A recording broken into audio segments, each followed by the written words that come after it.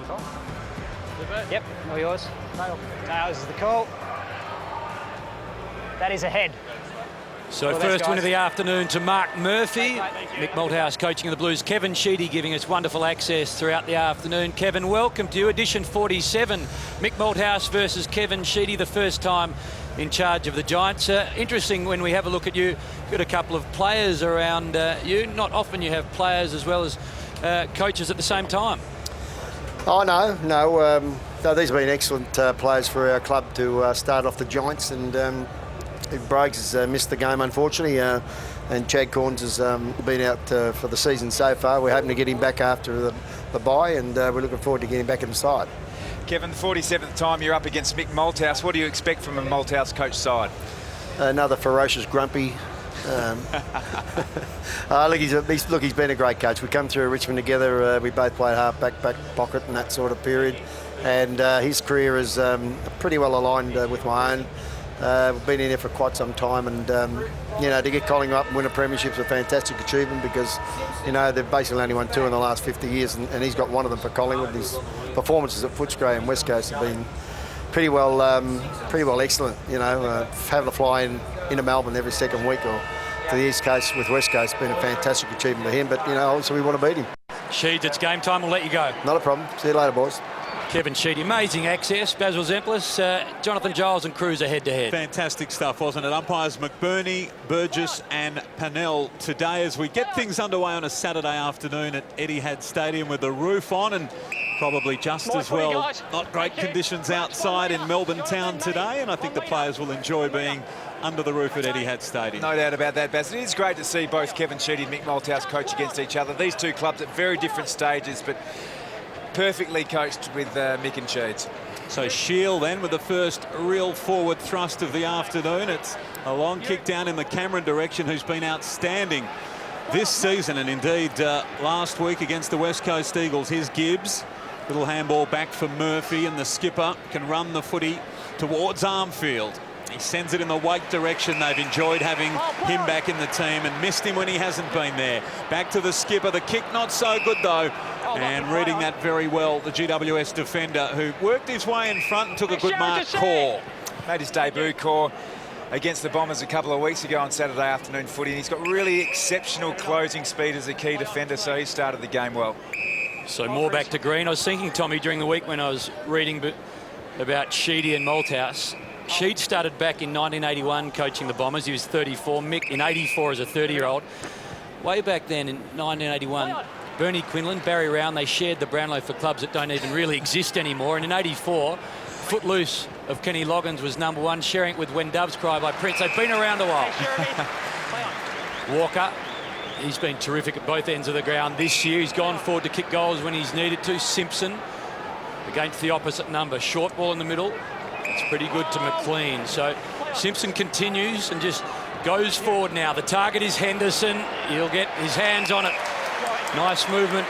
Henderson, speaking of which, has been playing at both ends as well. He's been useful in front of goals. He's become the ultimate swingman. Just on that, Haim, Mick Malthouse today's been around so long coaching, he becomes the first man in league history to coach against 19 different teams. Of course, all of the currents and Fitzroy thrown in there as well. Glad you clarified that with Fitzroy, not university there, Baz. Hasn't been around that long. Now, Nat'll be watching. Tom, that'll get back. Careful. So 3 goals against the Saints. 4 goals for the season. Lockie Henderson, he starts Saturday afternoon football with an accurate bomb. Blues on the board first.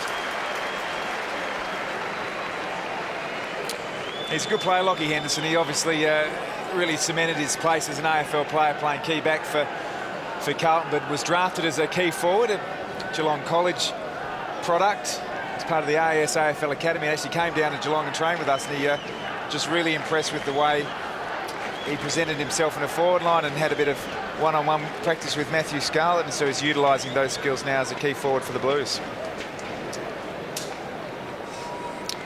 Really good build-up here by Carlton. Even to watch the start of the game, you can see that they're trying to transfer the ball across half-back to get open space down one side of the ground, and Lockie Henderson, the defender, come forward the recipient and goal on that occasion. So Cruiser then against Giles, and the big man gets the ball moving down towards half forward Henderson, who took the last one. A little handball for Yaron, and now out wide, running past. That's going to be nice, isn't it? Menzel in his second game kicks a goal.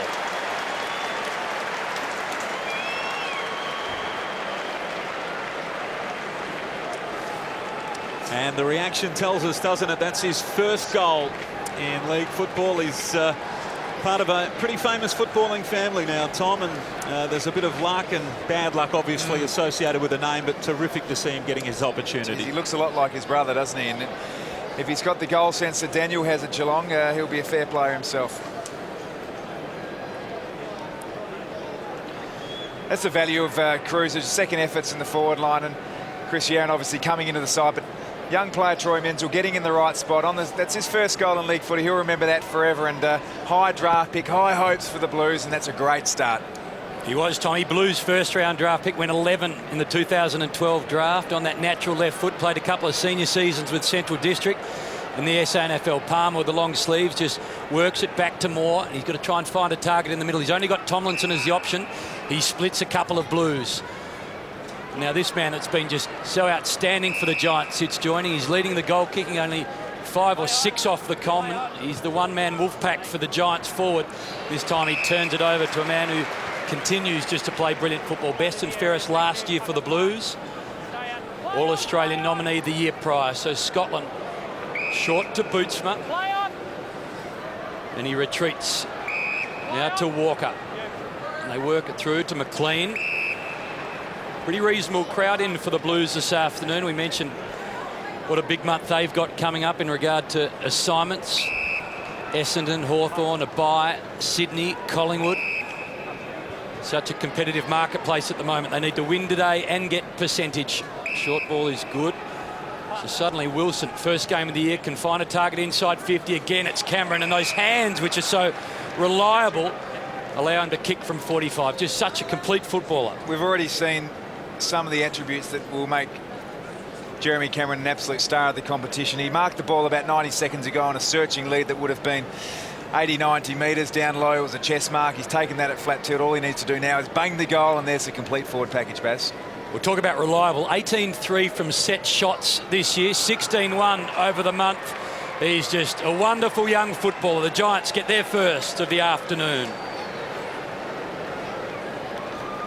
He's just a youngster, Tommy. He's from Dartmoor, a town of not many.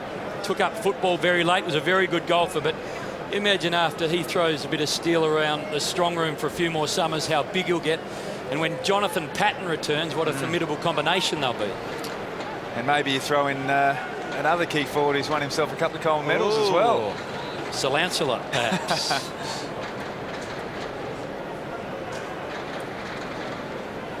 Let's have a look at the hands here from Jeremy Cameron, and we saw some shots of the Giants players in the rooms before the game. He was just getting the ball drilled into his hands by one of the assistant coaches, and it just firms them up. It's the best drill you can possibly do if you're a young forward, and he's starting to really deliver on the AFL stage. So Giles and Cruiser go at it again. It was Cornelio that got the ball moving forward. Tui on the bottom of the pack. Simpson burst his way through. Not particularly long. Bunteen goes short, and here's Cornelio who started it off. Curnow got him. Great chase. Just a lack of awareness from the young Giant. White now, Simpson close to the wing and in fact over. Now Gibbs has got time and space here. He runs onto the football. He sends it long into the pocket. Look at Garlett get onto the end of that. That was a brilliant kick into the space that Garlett was required to run into. And we are starting to see Mick Malthouse style of play, which was obviously well renowned at Collingwood, working the boundaries. They bring the ball out to the side. Gibbs on that occasion bring it down the wing. Beautiful exponent of the field kick, and Jeff Garlett's got pace to burn to get on the end of it. Kicked 2 last week, and what a season he's had. 23 goals, 12 in 2013. Having a wonderful year. Now this is a tough kick from there. Now they're going to see this out in the full.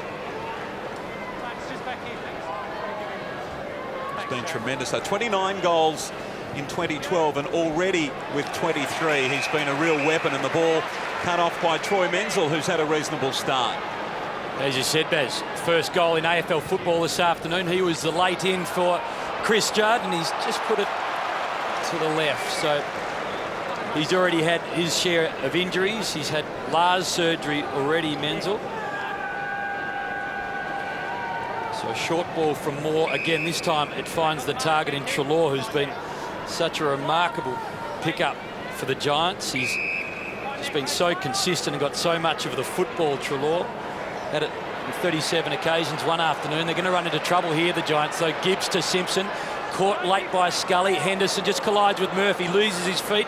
Little handball to Murphy. They'll hold it up. You would think the Giants here. Bruce can loop it through and over the top. Does now. And they're going to get out of trouble through Green, who sends it wide. Doesn't find Tomlinson, but for the moment, some respite.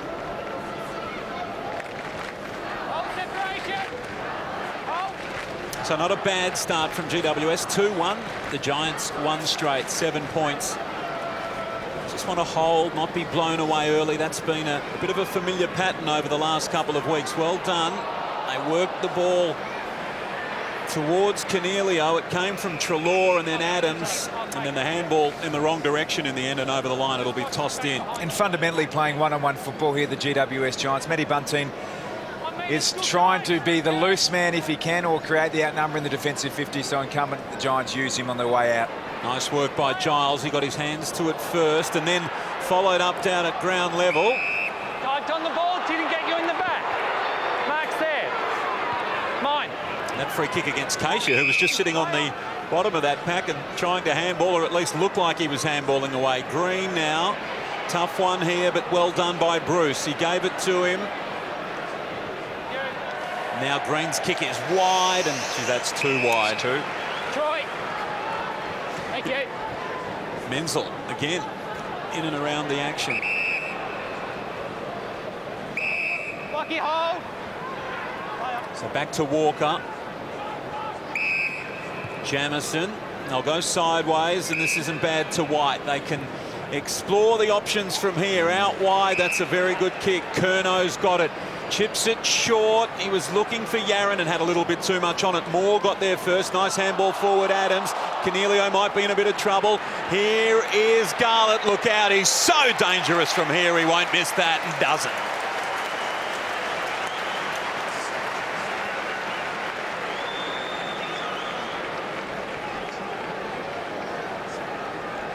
Well, they just sweat on you, the Blues. Those live wire small forwards just have to be so precise with everything you do coming out, particularly deep in defence, where Tom, a turnover, you can pay the ultimate price. Yeah, without a doubt. It's great work there by Cruz, I think it was. He's executed the tackle perfectly, spanned to the side without giving away a free kick. Now, this is exact footage of why GWS can learn every time they play. Mick Malthouse sides use this style of play all the time. Go out to the far side to open up some space when they bring it into the corridor very late, as they did on that occasion. So need to be mindful of that, the Giants. So Garlett, he gets his first of the afternoon. Goal 24 for the season, leading the Blues goal kicking this year. The Giants, they win the clearance. Quickly Scully onto the right boot, which he doesn't prefer, and Simpson just juggles the mark, doesn't take it in the end, and Cameron just wanders over. Last time we saw the Giants here on a Saturday afternoon, Tim, was against the Bombers. They were so hard and fast early. They led by 21 points at half-time. Do you notice anything different? No, their effort's been really good in the early part of this game. I just think Carlton's pressure coming back the other way has actually been a lot stronger than what Essendon applied on that day. And there's just been a couple of turnovers, just critical turnovers in the early part of this game that have hurt the Giants. Well, Treloar now has a chance to just push forward, goes over the top of the leading forwards. How will it sit for Cameron? He's going to have to work some magic, go back onto his right boot, but can't control the football. It's been a really ordinary 3 weeks for the Giants since that Essendon match. They led at half-time, was so competitive. Losses of 135-83 and then 100 points last week. Interesting to see if they can hang or do better than that with the Blues for a while. Hampton just sees it through hands. So a really ordinary 3 weeks, 135-83 and 100. Carlton this week, Geelong at Skoda next week, and then Port Adelaide again at Skoda. Casbolt, one of the 3 ins this afternoon, just doing the ruck work, but it's the Giants that get first hands on the football. Bunting gets caught with it, then through a little bit of space and out into some open territory. Well, not in the end. It was Smith who got caught, and Whitfield onto his right boot. The Mornington boy looks for Tomlinson. Couldn't take it cleanly. Scotland goes backwards, finds some space, and Walker. They'll combine the Blues again, and they'll get out of trouble. Jamison to the speedy Walker, and onto the left. The kick to Cruiser. It was absolutely perfect in the end. Some of his technique work, whether it be on the ground, in ruck work, or even on that occasion marking the ball, is outstanding from Cruiser. Walker, Henderson, Scotland kicks towards a vacant 50. Race is on here, and look at the pace of Armfield. He left Bunteen flat-footed. Has he kept it in? He has kept it in. This might bring the roof down. Armfield, wonderful goal. What about the speed? That was a genuine foot race there between Matty Bunteen and Armfield. He just took off. He came from about a metre back, got some extra speed. We'll just get a really good look at it here. The kick's out in space. Bottom of screen, put in the hard yards early, didn't concede that the ball was going over. Oh, that's outstanding. Well, you signed a new contract. Might have asked for more if you'd done that before the signing. He started, as you said, a few strides, at least behind. Grand final sprint, hey. Well, maybe even the stall gift. Stall gift, it's been running one. No handicap anymore in the GF sprint. They changed the rules. Did they? Yeah. Right. Yeah. He's become a goal kicker, Armfield. 8 goals won in his last 8 games. So he's become really useful for the Blues forward of the ball. This time they win the clearance, but the best and fairest winner and the captain, one of, just uses Green, who was runner-up in the best and fairest last year, turns the ball over. Simpson crashes through. The one back to Garlett, who, talk about speed of Armfield, is quicker again. Now to Waite, to space, to Armfield. This one just floats in front. Couldn't collect the football. Kirtley could, and just works it through the middle to Tom Scully, who's been good for the Giants, but not quite as impactful perhaps as they would have liked. The big recruit doing his job though. 4th in the best and fairest last year. Now to Bruce, who's just starting his AFL career. Sweeps it wide again. It's Tomlinson. He leads Bootsma to the ball. 2 metres. Talk about the inexperience of these Giants. 8 teenagers in their 22, 8 20-year-olds, and coming into today, only 4 Giants have played 30 games or more. They are infants still in regard to AFL experience. Callan Ward sweeps the handball now to Green. What can they conjure up here? It's the leading O'Halpin who just has it spoilt from behind. White did a good job in the end. Cruiser did the roving, received, and now it's in good hands again. Scotland on either side of the body. Normally works it through. This time it was a good tackle, and the umpire said he was over the boundary line. Tackle was good from Adams. Ferocious at the football and the man is Adams. Bit lucky there, Scotland, and in the end the handball straight over the line. He could well have been pinged on multiple fronts. Now they've worked this out okay. Devon Smith, he had it a couple of times. The high ball from Toby Green back towards full forward. O'Halpin couldn't get a run at it, and Walker, such a good aerialist, didn't require anything spectacular that time, but just wrapped it up safely. Top of the goal square, and they can set up again from deep in defence. And no one there. A little bit of inexperience here from GWS, although the bounce was inexperienced in its own way from Walker. Handball for Simpson. Well done, Palmer. He's lost the long sleeves, and the ball's come off Tomlinson and gone over the line and will be thrown in. That's a couple of good efforts, and they have had a really tough 3 weeks, Hamish. You mentioned the deficits they've incurred, but you're looking for little steps, little gains, and the forward 50 pressure so far from the Giants has been really good. Andrew Walker with 9 disposals already. He started ferociously. Giles got that ball down. There's a little poke in the eye there, and didn't look too good, did it, for Bunteen? There's been a couple of things that Bunteen would probably prefer to forget in the last minute or so in this game. Giles won it down again, and then the ball was cleverly hooked out by Cornelio. Now this is a tough one for Green. Handball forward Hampton. He got away from Robinson, then goes for the outside of the boot. Jamison didn't touch it. Great goal, Hampton. That was outstanding work. Really talented young player, Kirtley Hampton. He was an underager in the AAS Academy as a 15-year-old and had a crook foot, came back as a 16-year-old and really flourished. He moves exceptionally well, just needs to get that confidence into his body and his ability, and we saw some pretty fancy footwork there. Why use the left when you can check side of right, Baz? And his first for the year, so he'll enjoy that. Started as the sub last week. You would just see Curtly Hampton just getting involved here. And I love this because he's taking the game on. He saw a little bit of a gap and went on the right side with the check side. So really good to see Curtly Hampton start to develop. He's a future leader of that footy club. Nephew of Gilbert Burkadam, Curtly Hampton. Yep. Seriously good footballer for Centrals and the Saints and the Lions. Just a little bit of tunnel ball from Adams. And then suddenly it's Tui who pushes the Blues forward, but might just come back. The defensive work crashing through, doing a good job as Bruce. Couldn't find a target cleanly, but Adams made amends. And then Giles to the opposite ruckman in Cruiser. Forward to Casbolt on the half volley. They're desperate now. Here's Jeffy Garlett with speed. What can he conjure? Picks it up, goes around the corner. Jeffy's got two.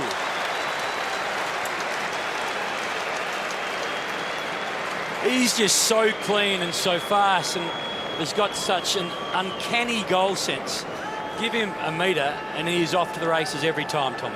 He's just on the move, Hame, and it's a really great challenge for, and I would imagine a number of GWS smaller defenders will spend some time on Jeff Garlett because he keeps you busy. As soon as your ball watches a small defender and you try to track him, track the footy instead of his direct opponent, you're in a bit of strife.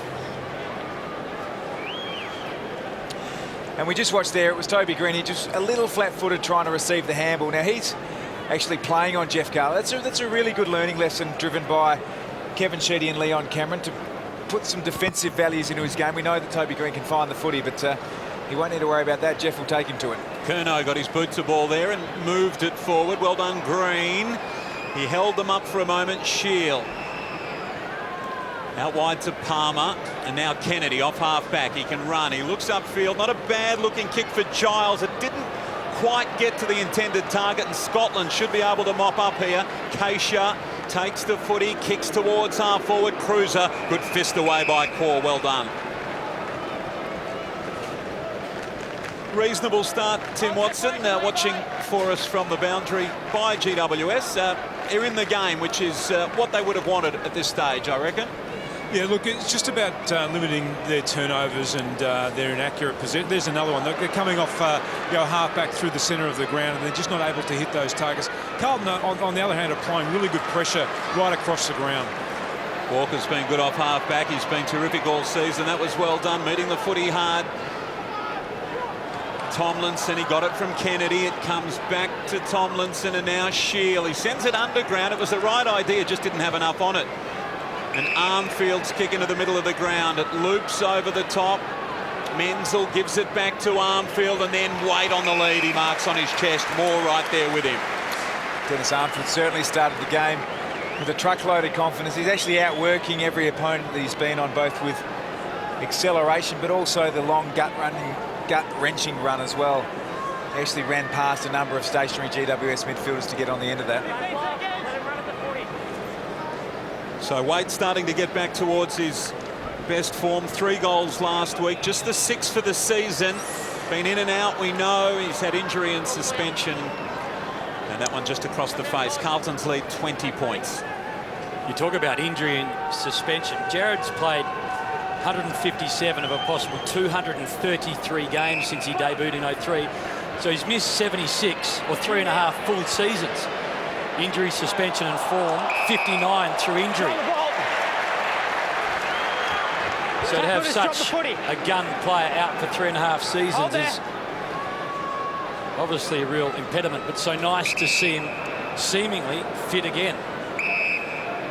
So the youngster in Bootsma, just a little one inside. Keisha, who is a great story in himself, 2 years on the rookie list at the Blues, delisted.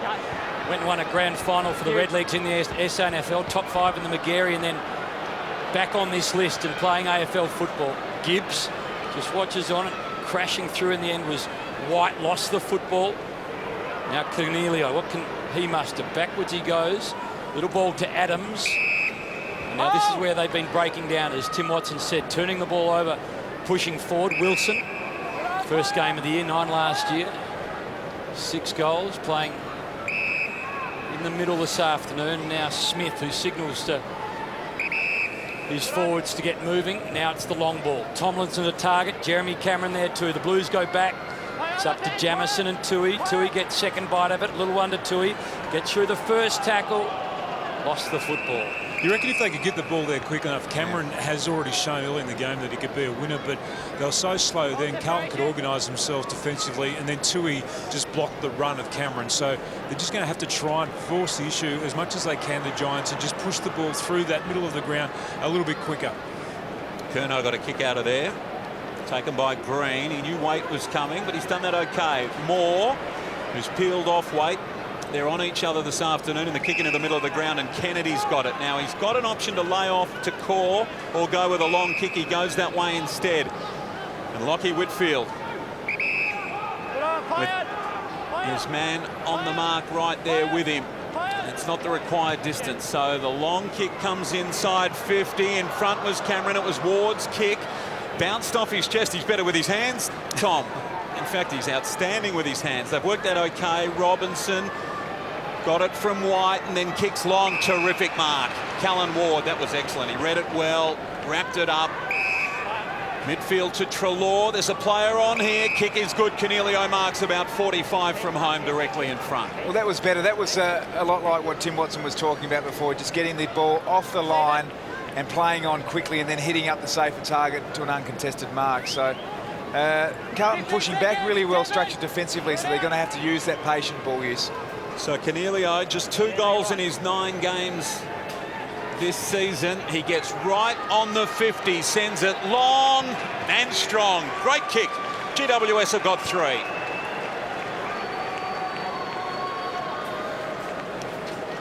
That was a good kick. The distance looked like it might have been going to test him. He got under the footy a little bit, but right place with a mark, and then it was an excellent kick with depth. So 14 points, not bad. 25 minutes gone in the opening term, and I reckon Kevin Sheedy will be pretty happy with where they are right at the moment.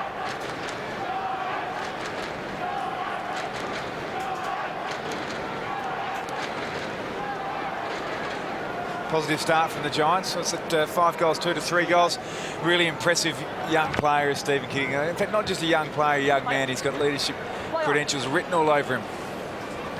So Cornelio taken to ground by Brock McLean, who had so many troubles just staying fit and getting into this Blues side. He's become a regular. Hasn't missed a game this season. He's become so influential in the middle of the ground for the Blues. Mine. Thank you. Both had it. Thanks. You'd think, Tommy, if the Giants got a late one here, turning a goal and change out from the Blues at quarter time would be a win given their last 3 weeks. Yeah, absolutely, Heyman. The challenge for the Giants so far in the games that I've seen have been the red time. So it's this time here where the opposition sides put the foot down and just, yeah, we're 2 minutes 20 to go. So put the foot down and just space an extra couple of goals late. So if they can hang on here, you'd take that. So again, Casbolt doing the work against the former Blue in O'Halpin. And Green, who's still so young, and at 19 he made such an impression on the game last year. Now quickly in the Cameron direction, again he's the target, and again it's a heap of Blues around Cameron, and this time they work it through again to Robinson, who just dishes it off. Yaron, a sight for Blues' eyes. He returns this week after missing a few with that hamstring. To Henderson. Menzel kicked the goal already today, couldn't control it. Callan Ward did a great job of it in the end. To Aidan Core, now to #1 draft pick from last year in Lockie Whitfield, over the top floating ball. How does it sit in the end? Well, Cornelio got hands onto it, but the pressure from Scotland was enough. Aidan Core looks good. It's good closing speed. He got his arm to the ball to affect the spoil on Lockie Henderson, so that's another promising junior coming through in the key defensive post. And the other Lockie you mentioned there, Lockie Whitfield, #1 draft pick, youngest player out there today, and one of 5 #1 draft picks out on the ground. Scully, Cruiser, Gibbs and Murphy, and Patton of course makes 6 all up between these two teams. What about that? Curnow to Yaron. The bounce got away from him a little. He had time to recover. The kick no good. It might be the yellow boots. The yellow brick road, it was coming to call him home, and it never looked likely, did it? Poor old Matty Bunting's got some big jobs in the defensive half for the Giants at the moment. He had chased down Dennis Armfield before, and then the afterburners of Chris Yaron. He'll enjoy kicking the ball in, a nice soft possession. He and Garland are the same. They look like they're idling and they've got gears to go, and everyone else is redlining after them. It's almost same, I reckon. They run just fast. Lewis Jettis the same for the Swans. He runs just fast enough to be the fastest bloke on the field. with gears in hand. Well, he's going to run into trouble, Kennedy. He's actually going to run over the line for a behind. Pressure from Waite was very good. And as untidy as that looked, that was good play by Kennedy, because the temptation there is to panic and feel embarrassed about taking the ball over the line, but he didn't. It doesn't look great, and you feel a bit clumsy, but that's the best result. Yeah, I like Kennedy a lot. In fact, he reminds me a lot of Nick Smith from the Swans, not just the number 40, but a really good small defender who will have a long career in the AFL. Moore got it to Bruce, who got it to Cameron, and you heard the umpire say you've run around. Now this is where we want Cameron going for the mark, although Satanda will do us. Murphy's former teammate cruising by. Tui back to Murphy, back to Tui, and now Bootsma. Simon White at left knee, very heavily strapped.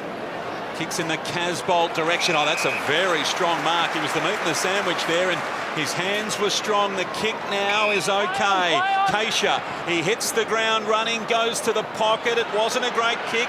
Wobbly. Robinson, he gets it up. Henderson kicks with the left. And those red time goals, they hurt so much.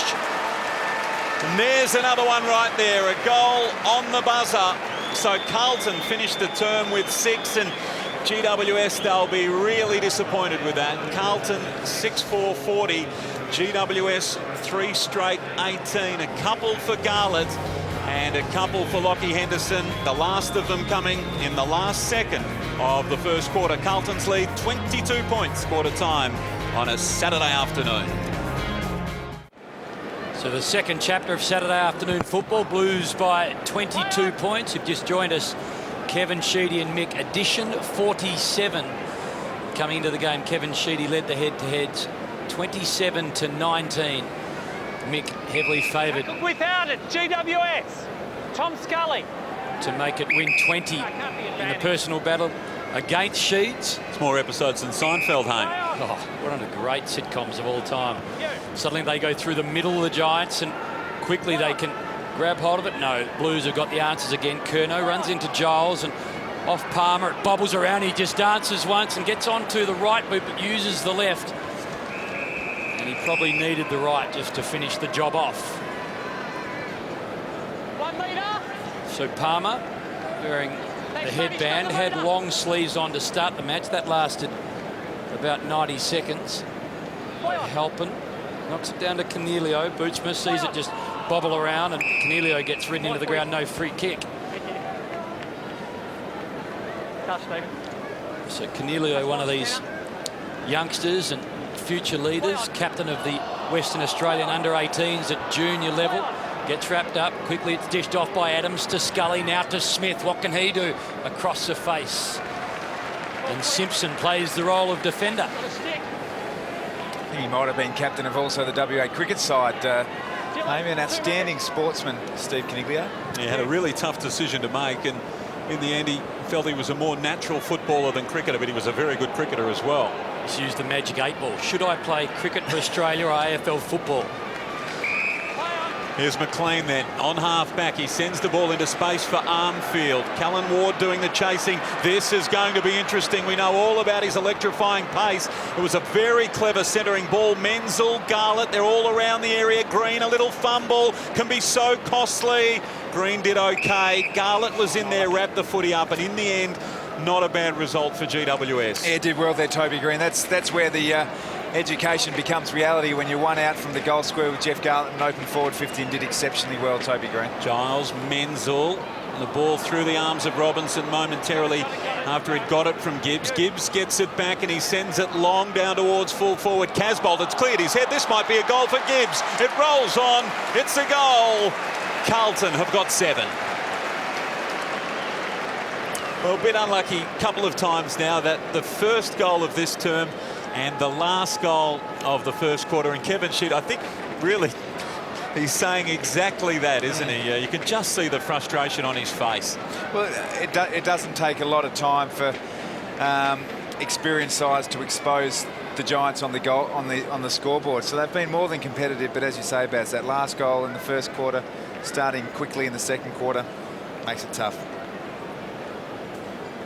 So you just see it there. I mean, it was particularly the back end minus the last couple of minutes of that first quarter was a really even contest, but that late goal by Henderson, that one there by the Blues, inflates the score. So the Blues now have got the Giants on the ropes. They haven't knocked them out, but it's all looking pretty ominous for the men in white.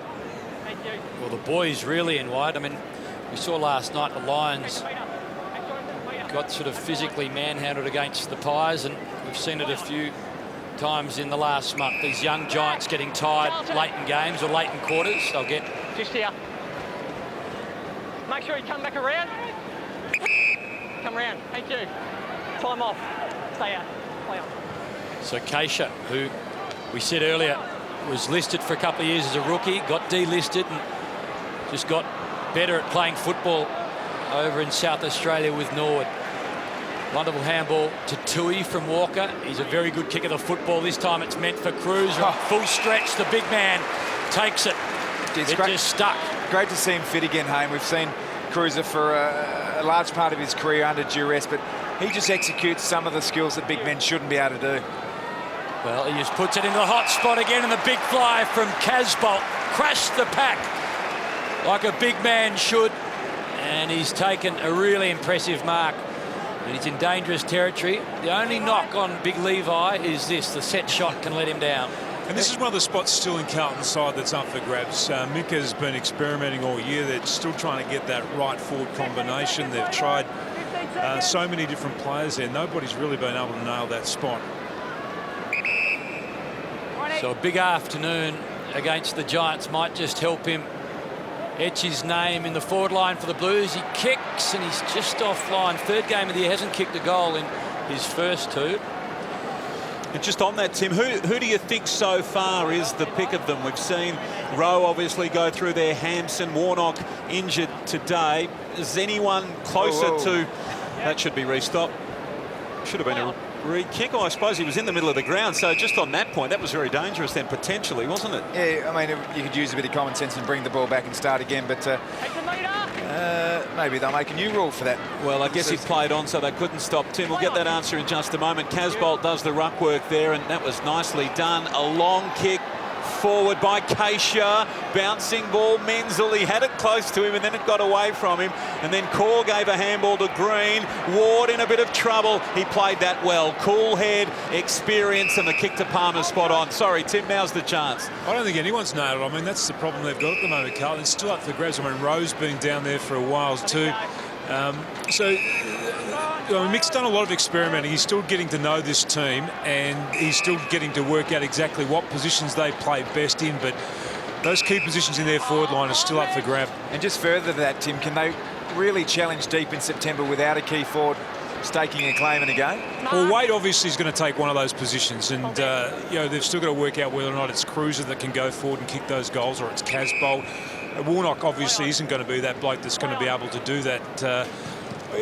Look, you would think they'd need two really strong forwards, but Mick's been imaginative in the past, so I reckon with Mick Moldhouse, you just got to back the coach in the fact that he's had so much success over a long period of time. Yep. Thank you. I think the problem with all of those guys that we mentioned there, I think their preferred position, every one of them is in the ruck and not forward. Yep. Scotland just paroling the back six. Back there and here. Well, travelling. Just need to bounce it. Too far. No bounce. Not a mistake you'd expect from the 32-year-old veteran. It's a pretty short, sharp explanation from the umpire. You just ran too far, Heath. And Steve told him.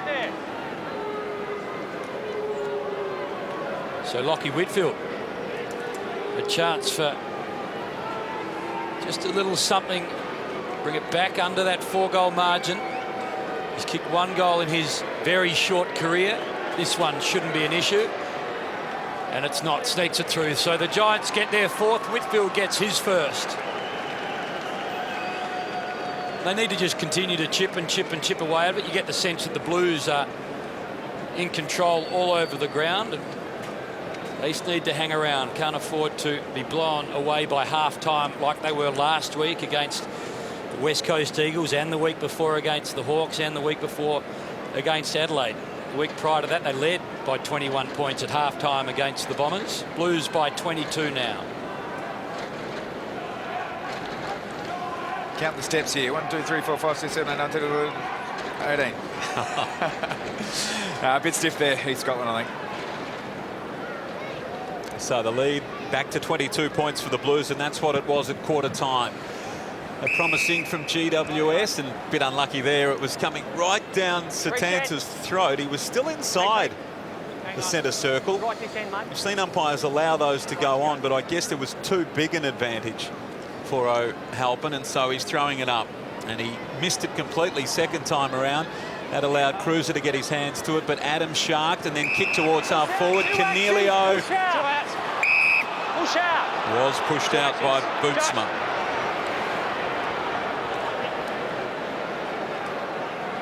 So a little bit of momentum GWS's way. Cornelio's kick towards the pocket. That's a bad miss by Wilson. First game for the year, 9 last year.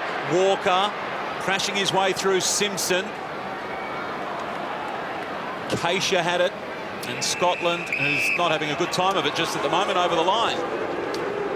2 actions on it, no argument about that one. That's the interpretation of the rule, and then Nathan Wilson just loved that time again to keep his eyes on the pill. Cruiser down to Simpson, that was beautiful. Bouncing ball now towards Robinson. Well done by Hampton, he got in the road. The handball not ideal, and Yaron's away. Scotland, he's pinged by Bunteen. On the ball. Right at the moment, he's just not enjoying his AFL footy. Walker, big fly from behind, just knocks it down. Cruiser leaves it for Yaron. He gets caught too. The Smith tackle was perfect. Turned him in the tackle, dislodged the football, and then Smith just waits the ball, probably with a bit too much height wide, allows Callan Ward to mark. He ducks inside, hits the 50, a long ball. The Giants, they get back-to-back goals. Well done, the skipper.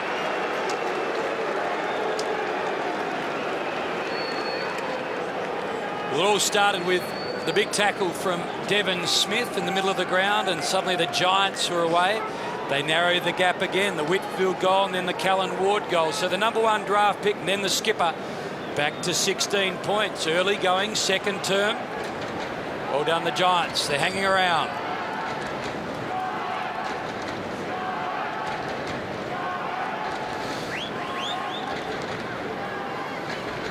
Well, the pleasing thing for the Giants at the moment is to see they're getting their hands on the ball as often as Carlton are, basically exactly the same, but they're out tackling them. So they've taken their opportunities, which is exactly what the coaching staff would want, giving themselves an opportunity to stay in the game. Inside 50s, 3 apiece in this second term as well, so that will be pleasing. Armfield, he got the ball eventually. That was well done. It took a long time. He got it to McLean, who then went to Gibbs, and then Scotland's kick inside 50, and the mark taken by McLean, who's called to go. It was questionable whether it was 15. Maybe that's prompted the umpire's call. Kennedy now's got a bit of work to do. Sliding to his knees, Curnow, and the ball will be tossed in. He just went off the line, Baz, to the left, went to move the ball inside, just hesitated, went back, and the umpire saw that. 16-point lead. What do you reckon? Was that the required journey, Tom? Yep. Okay. Easily. Cruiser. Here's Tui. He gathers. Not even a step. He grabbed it. He kicked it. It's a goal. That's hard to do when you're born in Australia and have spent your life doing it. He's new to this game, would you believe? Oh, that was superb, wasn't it? Here, commentators often say off a step. I'm not sure that he even had the step. He just grabbed it, planted the foot, swung the boot through it. And with that, Carlton with their 8th, and it's back to 22 points. That was the margin at quarter time. But it's an entertaining afternoon of football so far. GWS showing plenty. She's a bit disappointed with the goal, but he would be pleased with the efforts and the response from after Carlton kicked the first goal in this quarter. We've commented that they're getting their hands on the ball at the moment. The Giants, they're tackling, they're putting intense pressure on. Just want to put a stop on some of those easy goals. So the former Gaelic star, the Irishman from near Dublin, kicks his first goal of the year. You've got to say, one, it had to be said. You've got to say, Haim, that some of these Irish players coming through at the moment are really taking to the game and not only becoming players in the competition, but significant contributors. Piers Hanley was well held last night, and Zach Tui's playing good footy, but he's a game influencer now. Yep, no doubt. And the thing that it really impresses me about those two in particular, and Ty Kennelly was the same. Cruiser. They use the ball so well.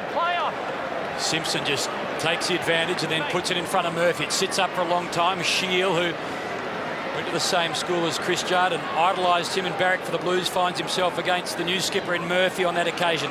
To Robinson. Well, went back to Gibbs. Murphy sort of half got in the road. The ball spilled. Shield.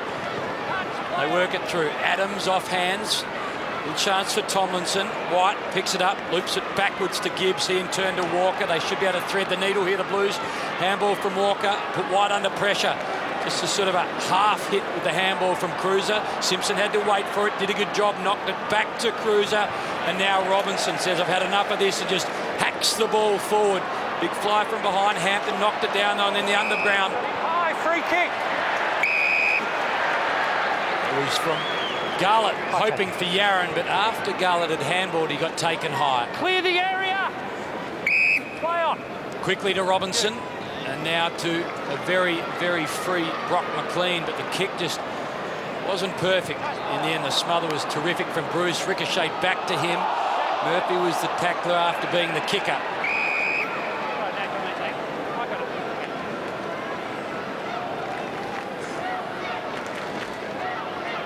Must be a delicate balance for Kevin Sheedy with so many youngsters, knowing each week how big the assignment is, but still developing them without them having losing confidence. Mark Murphy got things started there. It ended up with McLean, and it's going to go over the line yet again. Interesting season for Mark Murphy, averaging 24 disposals over his career and 24 this season, but he's had a few critics to start this year. I think at the start of the season in particular, and I mean, captain of a club is certainly another layer of responsibility other than just being a player out on the park. And like all things, Baz, it's just time on the block. And he's learning fast, but I think he's an outstanding choice as captain, and will have a great career as captain of this footy club. Yeah, Ward booting that ball forward for GWS. He's certainly grown into the role as captain. That's nicely done by Wilson. It's going to end up back with Palmer. It came from Smith, and they've lost the handle on it, but eventually they get it back. Adams fired a quick handball out. Trelaw's kick towards half forward, sliding O'Halpin, and Walker in to mop up, and that's nice work. Simpson now comes across, and here's Garlett on defensive 50. He can run here. He's got Green with him. He sums up the options. He decided not to take him on, and he kicks long down the line instead. It wasn't the ideal kick in the end. It bounces towards Moore and Waite and over the line. I don't reckon I'm alone in the stadium hoping he was going to take everyone on then and just put on the afterburners. He's just so exciting to watch when he's got the ball in hand and a bit of space around him. Tui back in the Garlett direction. In the end, Callan Ward won that battle, did a great job of just ducked his head and went back inside. It was clever. Now it's O'Halpin and two Blues. In the end, Simpson, he gets the protection from Henderson and just rolls onto that left boot. Keisha the target. Traw did a good job of it in the end. He won the battle. Back inside to Adams, who's a bull of a footballer, and over the top to Cornelio. So clever from the Giants. Over the top again this time. It's Smith or Cameron. Cameron after the bounce. Couldn't control it the first time. Bit of composure onto the left boot. Now O'Halpin. Too much to do. There's one out there for a long time. Satanta O'Halpin. Just the ball that went wide to the pocket needed to go deep. And would have been certainly a more direct avenue to go for the Giants. So Henderson to Tui. You heard the call from the umpire. So Menzel, he still attempted the mark despite the call. Curnow carried forward with Scully. And the advantage is paid. Ward's kick needed to be spot on. Well done by Yaron. He got in there. Bunteen to keep it alive for GWS. Scotland comes from the front. He's got Yaron from behind, and the umpire sensibly says he'll throw it up. 5-2 to GWS. Carlton 8-5. It's been a good game of footy, and GWS certainly staying with them. 2-2 this turn, 2-1 Carlton. So a point more, they've outscored their opponents. But look out, here's Garlett. He gets it just forward of the centre circles. No one inside 50. He goes for the outside of the boot, not for the first time. Perhaps he could have kept running. Again, Haim, I think that's what the big crowd wanted. They wanted to see him go all the way to the gold square. And in the end, just didn't get it to bounce right. Well, Richo often talks about Andy Cracker being the best front and square player that he ever played with. I reckon there'd be a few Carlton players that say the same about Jeff Garlett. He just gets to the right spot every time, and that's where the learning piece comes into play for Toby Green. It was a kind bounce for Henderson in the end, just allowed him just to run off half-back, puts it into a bit of space. Couple of blues there. Tui, Scotland. The bounce again was kind, just straight into his hands. And onto the left boot, crashing the pack again, Casbolt. Couldn't take it cleanly. Whitfield mops up for the Giants to Smith, who's got a heap of time. Only one option coming. And again, it's Jeremy Cameron. Jamison gets the better of the battle. Hey, Tommy, you mentioned before whether or not Carlton had the big forward power to go very deep in the finals, and you just wonder whether or not they'll need it. If they get Betts, Garlett and Yaron all playing in that forward line at the same time, there's going to be a lot of nervous clubs. And they're better at the MCG, Tim, are they not? That's right, where they've got a little bit more space. They've got Wade who can lead. They've got Armfield that can play that defensive role in the forward line. And then they'll just have to pinch hit with one of their big guys down forward. We've got Eddie Betts on screen. And Tim, do you think Yaron more value in the front half and the back half? Yeah, I think they can afford to play him there. It'll be horses for courses, and I expect he'll go back at different stages. Well, here's Yaron. He can manufacture something normally, and he does it again. Welcome back, Chris Yaron. Right on cue, Tim was talking about Chris Yaron and these little forwards that can be so damaging. And think about the pace that they have, and particularly on the normally dry grounds in the spring and September. I was going to say privy to, probably not the right word, but when the three Musketeers tore Geelong apart at the MCG one time, and it's just exactly right. It's space, Hamish. It's able to work flank to flank and just genuine speed. And I think I agree with what Tim Watson was saying before about Chris Yaron having a real impact in the forward half. He looks more natural, I think, in defence in big games, in finals in particular. You've got to defend first one-on-one. He needs some defending when you're playing the opposition. Kennedy off half-back to Green. It's a good kick, and waiting under it, Whitfield. So back to 28 points. It was 22 points at quarter time. As we've said a couple of times, GWS going okay. They're holding their own. It's just getting a couple of consecutive run-ons. Whitfield went to Hampton, and now Tomlinson. Move it on. Play on. It's a crowded forward line for GWS. They were slow bringing it in, so not a lot of space. Well done by O'Halpin. Worked his way to the front. Tui waiting down. It bounced off Keisha's chest. And this is going to work out okay. Hampton's got it. It started with Tomlinson, went to Treloar. Long kick now towards the pocket. Under the football a long time. Casbolt couldn't mark. O'Halpin gathered in by Walker. The ball spills loose. Now Scully, bottom of the pack. Walker applies another tackle. And the ball will be thrown up again inside 50. And Walker on screen. I guess he's the player who could be interchangeable with Yaron. And I think that's a better matchup and balance for Carlton is Yaron in the front half and Walker down back. Whitfield trying to burst his way through. And Simpson has gone back there more recent times, a little bit like Hawthorn's used Mitchell, and Geelong's used Jimmy Bartell too. Giles did that nicely into the path of Scully, just didn't sit for him, and in the end the Blues should be able to clear okay here. Well done Jamison, gave the ball to Walker, and now the ball on half back. And you speak about Walker and Henderson, they both kicked goals this year. I mean, Walker's kicked 6 goals coming into the day and Henderson 4, so they're happy to spend time forward and they're very useful when they do it.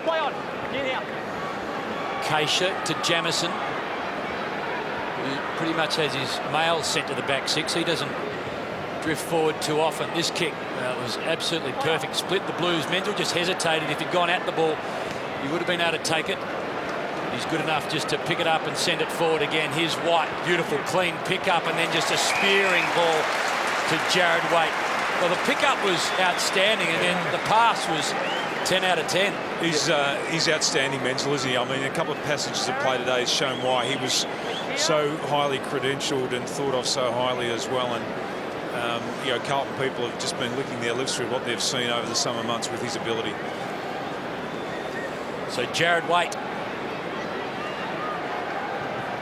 perfect in every sense. His first.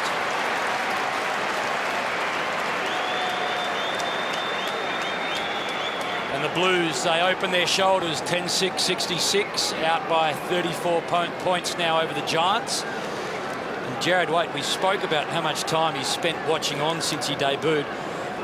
8 games through suspension, 9 either being an emergency or being relegated to the VFL, and 59 through injury. Just a remarkable time. 3.5 seasons watching on. Such a really clever kick there from Troy Menz, and this is a fantastic kick here from White as well. But they found one, no doubt, in Menzel for the Blues. He's only, Tommy, 18. He's already played 2 full seasons in the SANFL. Well, I reckon he might be one of those players. I know when Geelong drafted Joel Selwood, a lot of clubs were put off by the fact he'd had knee injuries as a kid. Menzel's been the same, but with sports medical departments at AFL clubs these days, they can get the best out of him, and he could be an absolute bargain-based pick-up at pick 11. Ward to Scully to Cornelio, and then back to Ward. This is okay from GWS. They just hold up for a moment, and Green. Garlett went to him. The kick important here. It bounced. Just saw the bobble. Made it very difficult. Now Yaron applies the tackle. Well done. Whitfield did very well. In fact, it was Tomlinson who did release the football. That was important. Green, and now they're away.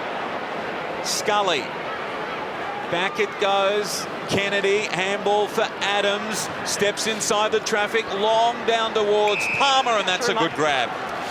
Important he goes back and kicks. It's a good measurement for the Giants, I reckon, as you know, a lot of clubs talk about KPIs, would be score differential in red zone times, I think. So we've identified, even in the first quarter, Carlton got goal late.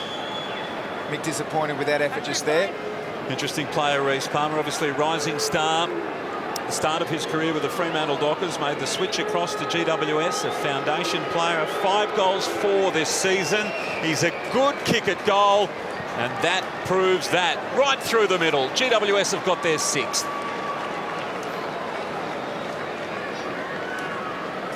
Nice finish, and that was a good build-up, actually. They didn't panic out there on the wing. They just controlled it through a few sets of hands, kept working it into a better position, and the kick towards Palmer and the mark spot on. So it's back to 28 points. GWS 6-2, Carlton 10-6, with a little under 3.5 to play in this second term.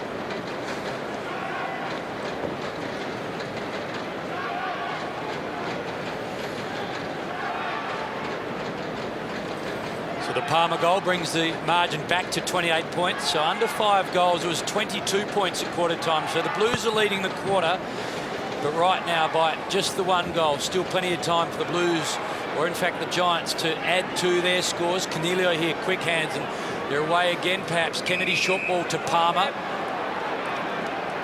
Bootsma, who with his hair on debut became an instant cult figure, stands on the mark. Jamison just intercepts, picks it off easily. And suddenly it's to Garlett with a bit of space. Waite further afield, so too Henderson as options. In the end, it's Waite who's on the hard lead, and just through hands. Was he knocked? He was. Hands on the back there. In the back. Talked about Bootsma there. I reckon there'll be some old-time Carlton fans who think they're watching Robbie Walls play out there again today. Wallsy would have had a similar build day one, wouldn't he, Tim? Yeah, a very young Robert Walls was so similar to Bootsma. Tom Harley referred to Andrew Mackie last week as knots in cotton. Yep. Not dissimilar. This man in front of us, Bootsma, he's 77 kilos and 191 centimetres. So he'll spend the summer, or in fact a few of them, throwing steel around the strong room, and he'll bulk up and become a harder body. Talking of hard bodies, Adams just works it to the wing. Now it's a loose ball. Keisha, he sees White coming. Good communication. Back to Bootsma, who we've just been speaking about. And was it touched before out of bounds on the full? Seemingly not. Scotland holding his knee. That didn't look good there. He had the right knee in his hands for a while. He's up on his feet momentarily and then back down. I'll keep an eye on it, Haim.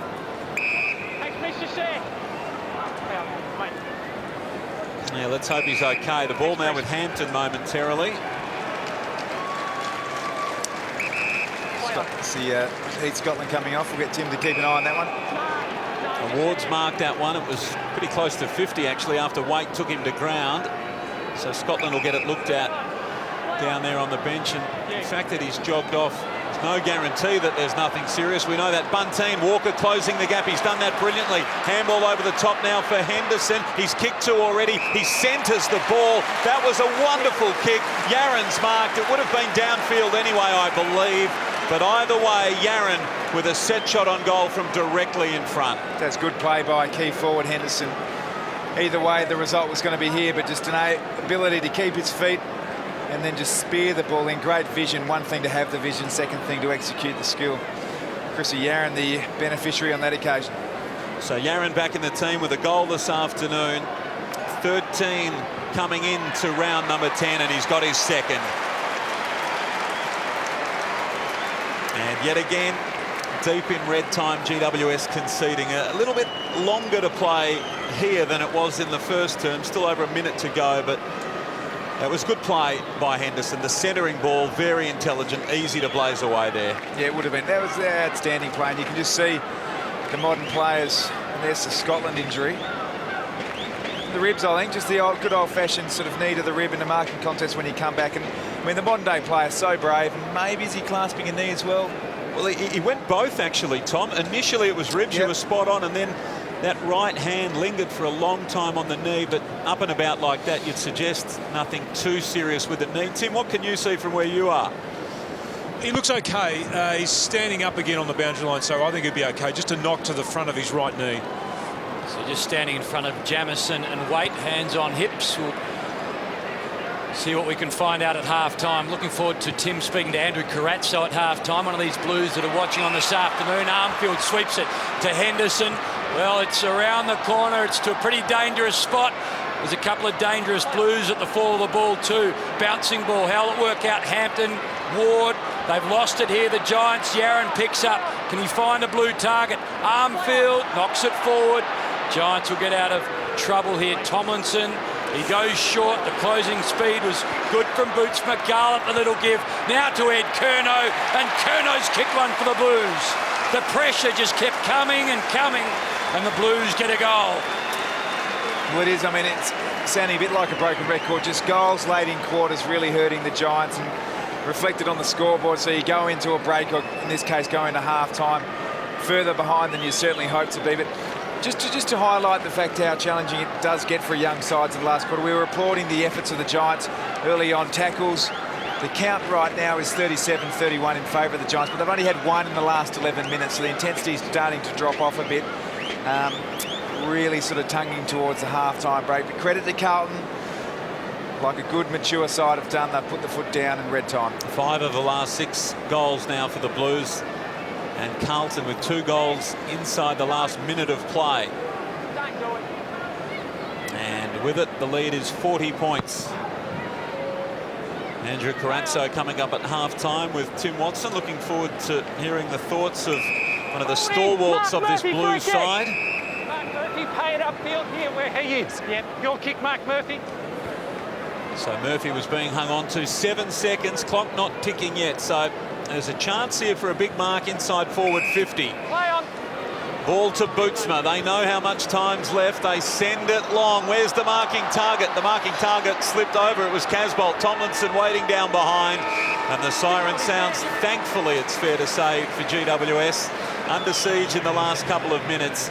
And Carlton's lead, pretty impressive, 40 points now at the long break. 12-6, 78 the Blues. GWS 6-2, 38 in that second term. Carlton with 6-2, GWS 3-2. Half-time at Etihad. We'll be back with more right after this.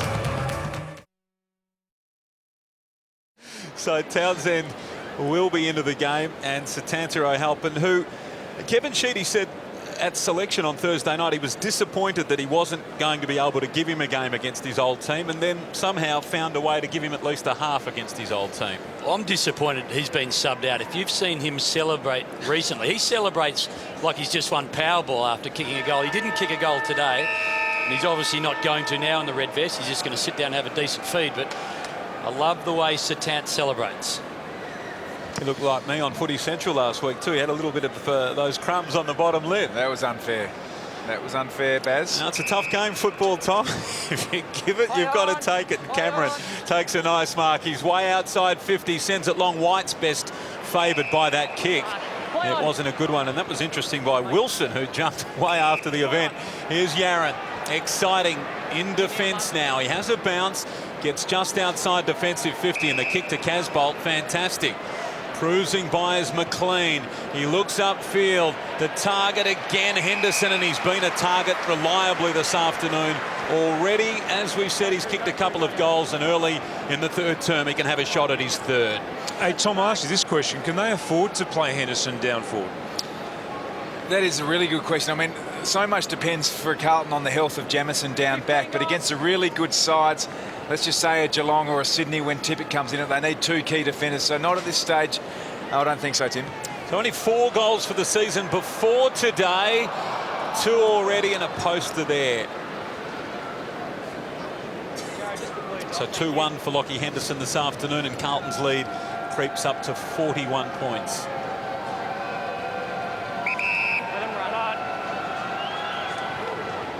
So the safe long ball down the middle of the ground. Big fly, Walker, safe hands. Play on. And just quickly onto that left boot. One of the players, it doesn't really matter which side he runs to. Went looking for weight, just a little bit too hot in the end. Moore used his body well. In the back, downfield. Downfield.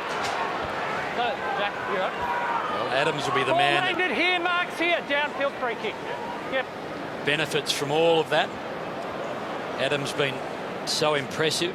Debuted last year, obviously, and this year, this is just game number 6. He went 13 in the draft, and he's got that strong body. This time turns it over, and Brock McLean can go searching again.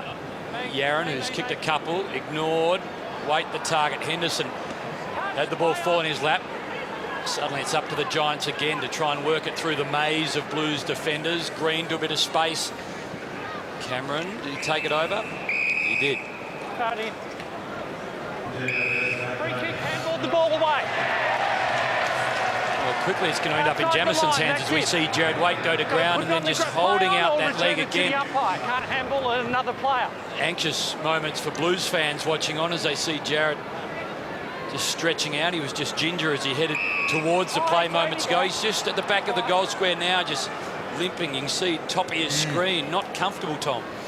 No, looks like a knee or something like that. And I mean, ultimately the fortunes of the Carlton Footy Club depend a lot on the health of their two key pillars, both offensively and defensively, in Waite and Jamison.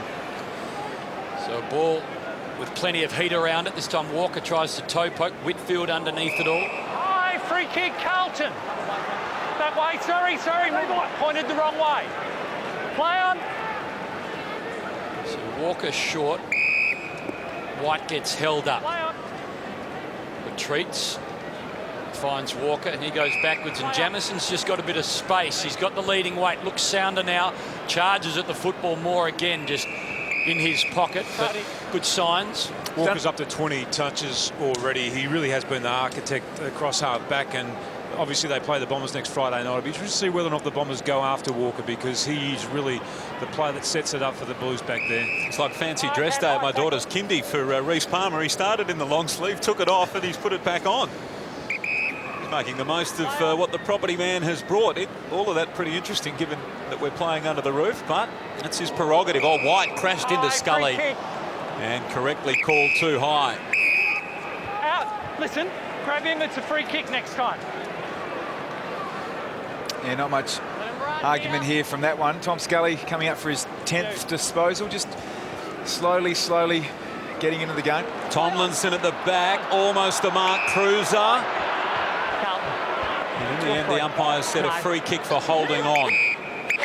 Matty. Around. He's went in. Time. Play on. So they work it around the back to Walker. It's been a slow start to this third term. He got it from Murphy, and then a long ball, Casbolt under it. At the back now. Chance for Kennedy to Green. Back to Kennedy. Ball into the middle. Ward. Kennedy again got away from McLean. The handball not that clean though. Bootsma's handball wide. Simpson very close to the line. He retreats inside defensive 50. Scotland looks okay now. Some nervous moments there towards the end of the third term. Clutching a knee and ribs it looked like, and the kick to Casbolt spot on. It's funny how you can get things in your head. As soon as I see Bootsma now following what Tim Watson said, all I can think of is Andrew Wall. Robert Walls. Wide ball to Ed Curnow, who's got a heap of space. Yaron's going to give protection if he needs it, so Curnow just gets encouraged to bring it inside. Beautiful ball to Menzel. It's good ball use. The old saying, if you could be half the player as someone, you'd take that, and maybe that's Bootsman number 21, Wolsey number 42. What do you reckon, Baz? I love that. You're back into my good books, Tom. So Menzel kicked his first goal in AFL football, early going, first term on the left. It was a snap around the body this time, the set shot. The younger brother, he's still just 18 years of age, been playing a lot of football in the SNFL, and it's fair to say he didn't strike that as he would have hoped to. And that's no mean feat, Hamish. We know he comes from Central Districts in South Australia, one of the absolute forces in national second-tier competition. So to make a debut in that competition in a team like that at 16 says plenty about his potential. Devon Smith got it from Moore and then sends it long towards half-back. Almost the mark to Giles. Umpire says he didn't hang on and bobbling over the line. Hey, Tom, your comment on Wolsey then was a thing of numerical beauty, that was. Might need some of that colour in the second half here, Tim. There's Whitfield, he got it to Treloar, now Shield. That was nice, then the kick underground, I reckon intent only for the boundary, and the umpire says, I liked it, throw it in. So Carlton's lead has increased by just 2 points. 6.5, nearly 7 minutes played in this third term. It has been a slow old start to the third quarter. Cornelio for Adams. Scotland got him, looking better now. Cruiser worked his arms free, got it to Tui. Handballs backwards to Walker, just keeps racking them up. That's possession number 24. High ball towards the 50. Interesting. It falls for Armfield. Now Gibbs. Great kick for Curnow. Well, Curnow stopped running. Henderson he let come to the ball. And in the end, the man best advantage by all of that was Josh Bruce. I reckon if Curnow went for it, he might have got his arms to it. So Tomlinson just has a bit of heat applied by Simpson. I mean, the key defenders for the Giants have really stood up today. Josh Bruce, young Canberra product, he's shown a bit. None of the key forwards of Carlton have really got a hold of the GWS defenders. Tim Moore is continuing his development. So Gibbs just snaffles the ball delivered by Cruiser to Robinson, crashes it inside 50. A bouncing ball, Murphy. Well, Shield showed a strong body, just smashed it away, but Brock McLean puts it to dangerous territory. Henderson, he thought he had it and it was just slapped away in the end. Good defensive work in the end, and they're going to run into trouble holding the ball, but I think Lockie Henderson thought he was going to be lining up outside about 15 seconds ago. The result is Armfield from a range that won't bother him. Well, interesting, Tom. We commended a younger player for taking the ball over the line, and look, Ward experience, he's been terrific, but that's what he needed to do there as well. No doubt. So Dennis Armfield, who is a former rugby union gun, now making a great living from this game of AFL. Trying to get in the good books with Mick Malthouse by wearing moustache, but that won't get him in the good books by just punching it wide. He really tried to keep the cover off the ball there, Dennis Armfield. We saw his unbelievable goal in the first quarter, but got to do better than that. Ward gets another shot at it and goes long this time. Boots McCamped under it, but well done. Tomlinson in front. That was a strong mark. He chips it short and Scully. Have you seen his game, Tom? He hasn't really exerted himself on the game, Baz. I think up to his 11th disposal. So I guess you would like a mature player. He's played almost 60 games now to exert himself a bit more than what he's currently doing. Well, they worked that out okay. Townsend, Adams, Treloar, long one. Good mark though, Casbolt. That was terrific. He's looked okay this afternoon.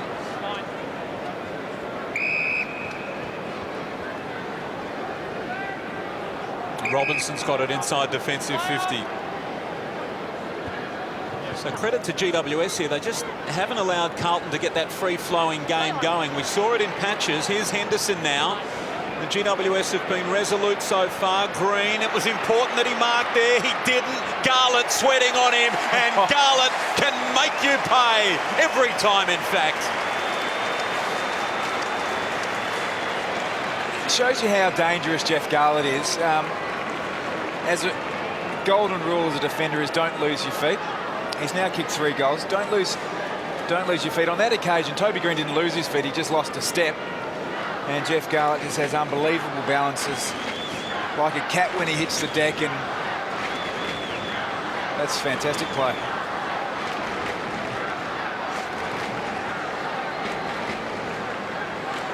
Wayne Ludby just snapping, as he often does, on the side of a football ground. He was the man that captured that famous image of Nicky Winmar 20 years ago. He's a man that has an unbelievable ability with a camera, and if you want to see his shots, follow him on Twitter. He is just terrific. I heard him say actually on Tim's radio show that he had to go back to the office and fight just to get it in, and it wasn't reproduced in all its splendour. It was only a little pick, but gee, it became big in footy. Well, the pressure still from the Blues being applied. Garlett just kicked the third. They might get another here. McLean over the top. It was meant for Tui, cut off by Scully, and now it's Treloar who just hurriedly puts it to the wing, but it's all Blues. And Simpson, he might pick Scotland as the option. He does for the moment. Getting there late was Townsend. And so Scotland, his kick just sublime to the running Brock McLean. Wheels onto the right boot, gets into scoring territory. Well, the smother was good in the end from Wilson, but it just ricocheted into the hands of Gibbs. His kick around the corner won't damage the Giants at the moment. And they'll just work it through again. This time it's Tomlinson again who finds himself under pressure. Handball's over the top, and they can work it through here. Townsend, he's going to turn it over, and the Blues have got numbers through the middle.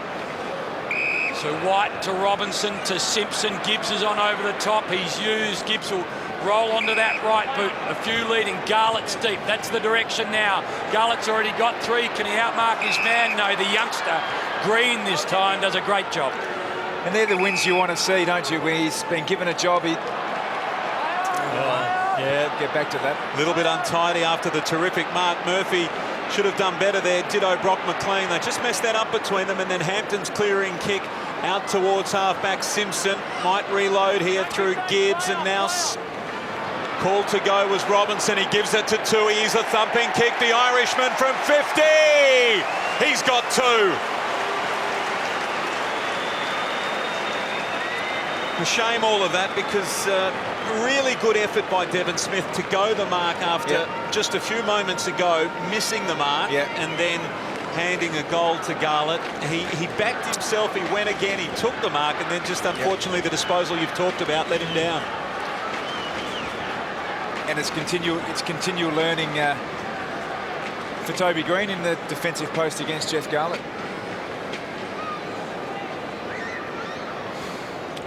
Zach Tui has become a brilliant kick of the oval-shaped ball. Played a lot of Gaelic football, Gaelic star in Ireland, and has just taken to this game absolutely beautifully. So just his third year now. Debuted in 11, just 23 years of age, so a lot of serious football ahead of him. The Shield just goes forward.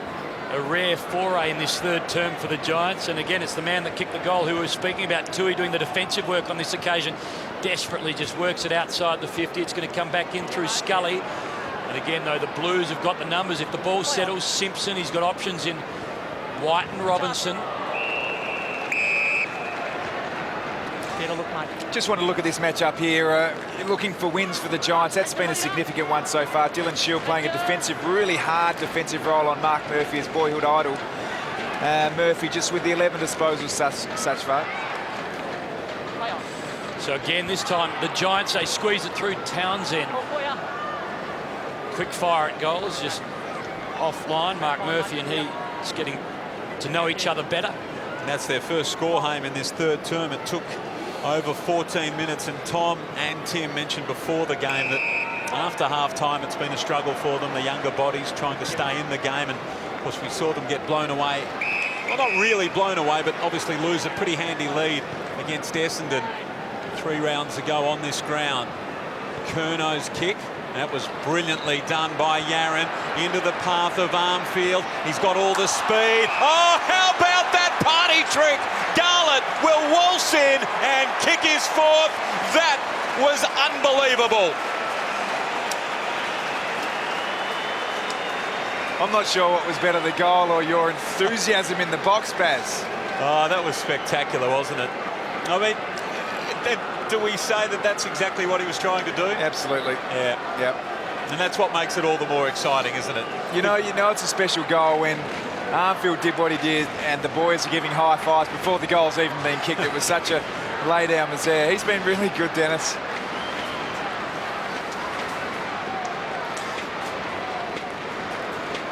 First little kick, then the follow-up. That was brilliant. They were celebrating. They were giving high fives about now before Jeffy Garlett's gone in to kick his fourth. I reckon right now he's the most famous Dennis in AFL football. He's gone past our own just for the time being. And we were honoured to have Dennis come into the commentary box, just pass on some pearls of wisdom to us. It's like royalty entering, wasn't it, at halftime? The red carpet out home. Yeah, he's a very special man, Dennis, and Dennis Armfield's brilliant. It's almost got applause from the Giants players. Just a brilliant deft touch to Garlett, and Garlett has 4 goals for the 4th time this season for the Blues. And Jamison this time on the last line. So Garlett leads the Blues in terms of goals kicked for the year. Came in with 23, now has 27. And he's just a wonderful player and just so exciting to watch. Blessed with speed and the ability to finish. McLean has a runner in Keisha who just streams past, and now to Curnow, who can go over the top to Armfield, ignores him. Longer ball. Henderson playing in that attacking zone for the Blues this afternoon. Yaron, who's come back and he's been damaging on the scoreboard. He's got a couple to his name. And look at the bench there. Gibbs, Murphy and Simpson in the middle. Simpson, remarkable player. Played for 7 seasons without miss, 158 games in a row before Sherrod Wellingham and he collided on the MCG that night, missed 3 games. Ward to Hampton, who fumbles it through. I mean, remarkable longevity given the ballistic and brutal nature of this game. I remember actually playing on Cade Simpson in one of his first 3 games, I think it was. He was a skinny little kid, and they were at a really low ebb, the Carlton Footy Club at that point in time. In fact, his first 3 games he failed to touch the ball. But he's become a remarkable player and one of the absolute leaders for the Carlton Footy Club. Yeah, absolutely. Game number 186 today. Just 3 tackles in those first 3 games. That was back in 2003, but times have changed, haven't they? Now a long kick inside 50 out in front of Devon Smith. It came from Adams. Smith has done well on Tui first time. Then the handball away. That was all good. Probably unlucky not to get the free kick. Tui then grabbed the football in. And you'd probably argue that GWS just a little unlucky there. Let's see, he's handballed that one okay. So the tackle lingered and then it's pulled back in. On another day, that might have been holding the ball. But today, play on. Tommy and Tim, I ask, I mean, the Blues lead by 60 points. It's going to be a Blues win. The Giants just 2 wins to their name and early steps as a football club. How many games do you think it is before, per player, before these young Giants become really competitive? How many pre-seasons before they become the bodies, Tim, that you can see competing against these sides? We 3 or 4 years or further? Well, if you use other teams in the past as a gauge, you're talking about 4 or 5 years before they get between that 50 and 100 games. I think the average is something like 20-odd games on the Giants list. I mean, we spoke about how 8 players today are teenagers and 8 20-year-olds, and only 4 have played more than 30 games today. It's such a remarkably inexperienced side, but the bodies just struggle to compete with these bigger bodies. You can have a young Menzel who's taken just a brilliant mark, but he's surrounded by these experienced players and he can have a bit of a rest when needed. So Walker goes short, and Waite, who's been around a long time, gets on the end of a beautiful pass, and he can go back and try and do some more damage on the scoreboard for the Blues. I think the other thing about that too, Haim, is if you compare the expansion clubs, they don't have a Gary Ablett. Now, not many clubs do have a Gary Ablett, but I guess Cullen Ward is the equivalent, and they just don't have an out-and-out star in their lineup like the Gold Coast. Have a little look. Oh, I just heard the roar of the Blues fans getting excited and then just drifted late. And the key to a developing side is not only time on the block, so we're talking about whether that's 50, 60, 70, 80 games, but it's coming through at the same time. And Tim, you would have played in some Essendon sides in the mid-80s that came through together in a wave. Bring it in. Short one. Treloar's got it. So 61 points the Blues lead now. Treloar very short.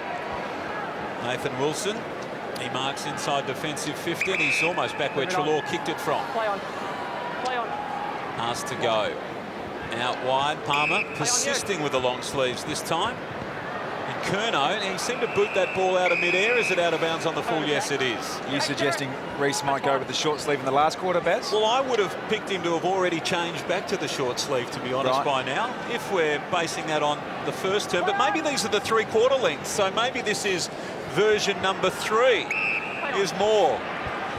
Inside defensive 50, won a premiership playing for Launceston in the Tasmanian State League. He admits to being a fan of Backstreet Boys, and his ringtone is a Metallica song. It's an eclectic mix. Well done, Walker.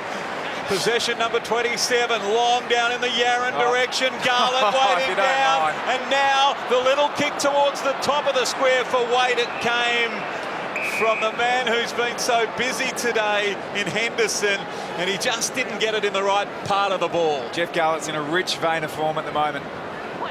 Brock McLean does the ruck work and not the goaling, not even the scoring on this occasion. Basil's having a slow afternoon. He's just sort of delving into dress wear and ringtones. I like it as the Giants find themselves 61 points in arrears, and Treloar tries to find a white jumper, does so in Core, the Irishman who saw debut against the Bombers a few weeks ago. They led that afternoon at halftime before being run down in the end, and the Bombers got them by 39 points. Green, runner-up in the best and fairest last year, and some say very unlucky not to go home with the Rising Star medal. Ends up with Whitfield giving it to Adams. They're going to turn it over here. The Blues, they swoop on the football. Gibbs just looks wide. He's got Armfield. If he marks, will he keep going? I reckon he will. He runs into the open goal. Dennis, he's been great this afternoon. As soon as I saw him out there, Tom, with the opportunity to get and go up, he missed the set shot. You feel he's a more instinctive run-and-goal player. That's what he chose to do.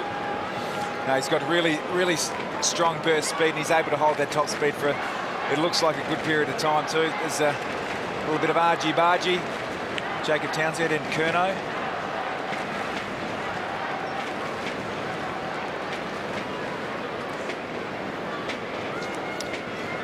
Yeah, Dennis Armfield's been able to get goal side just through work rate. He really puts the hard yards in early, and once he's got a few metres on his direct opponent, he's almost impossible to catch. He's had a great game here this afternoon. Kicked the last 6 now, the Blues, and 9 of the last 10, so really running away from GWS. Giles sharked by Garlett, and the ball inside 50 again, almost Henderson. That was clever. Bruce with him. Henderson did well to Cruiser, to Yarran. He looks upfield. That kick spot on for Keisha to run into the path of and keep going. It just bounced away from him. Keisha confronted by Palmer. That was courage by Reece.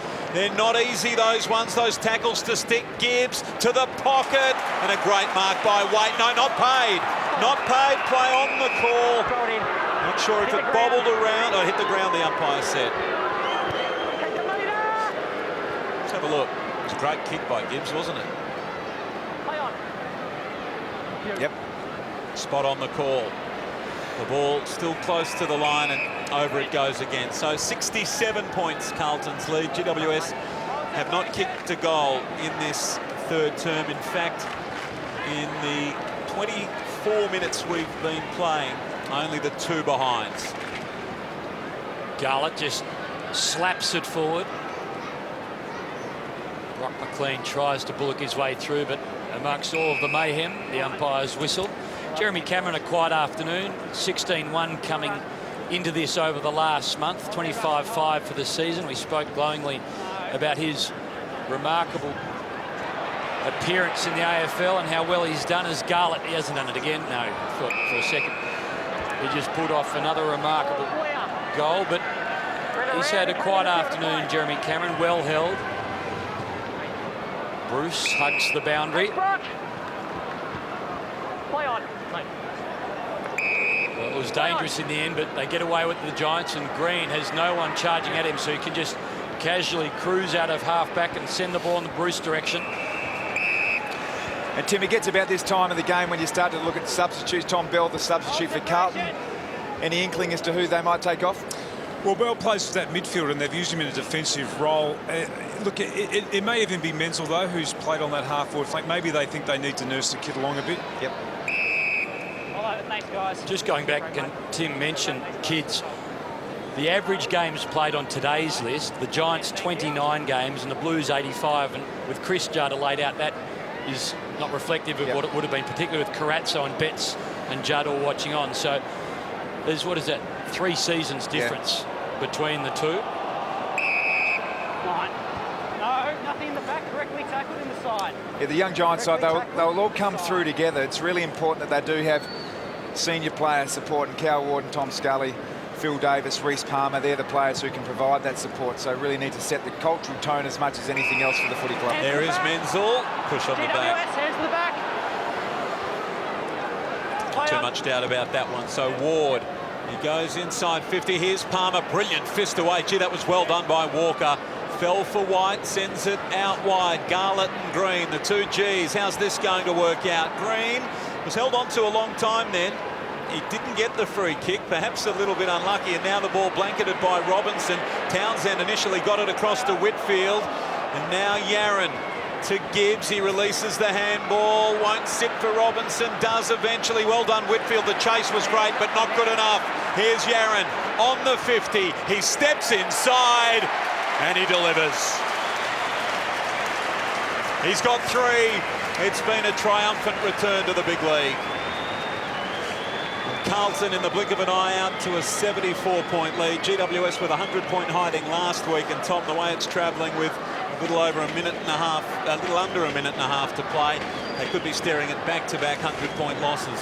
Yeah, you're looking for little glimmers of hope here from the Giants' perspective, and red time's been an area of improvement. I think we've all identified that this last quarter. You just got to have to break the game down, identify some areas of the game that you want to have wins in. Contested possession would be one, but as you can see there, that's 7 in a row there for the Carlton side. So important the Giants just hang tough here. No more goals in this quarter. Reassess 3-quarter time. So the last 7, as Tommy has said, and 10 of the last 11 for the Blues. So suddenly it's become ugly in regard to scoreboard numbers for the Giants. Inside 50s this term have been really in the Blues' favour. And they're getting tired again, the Giants. Over the top they go. Maybe a chance, Treloar. They've got just on a minute, the Giants, to either stop the Blues or get one themselves. And Hampton, he won't add a goal on this occasion, just the minus score.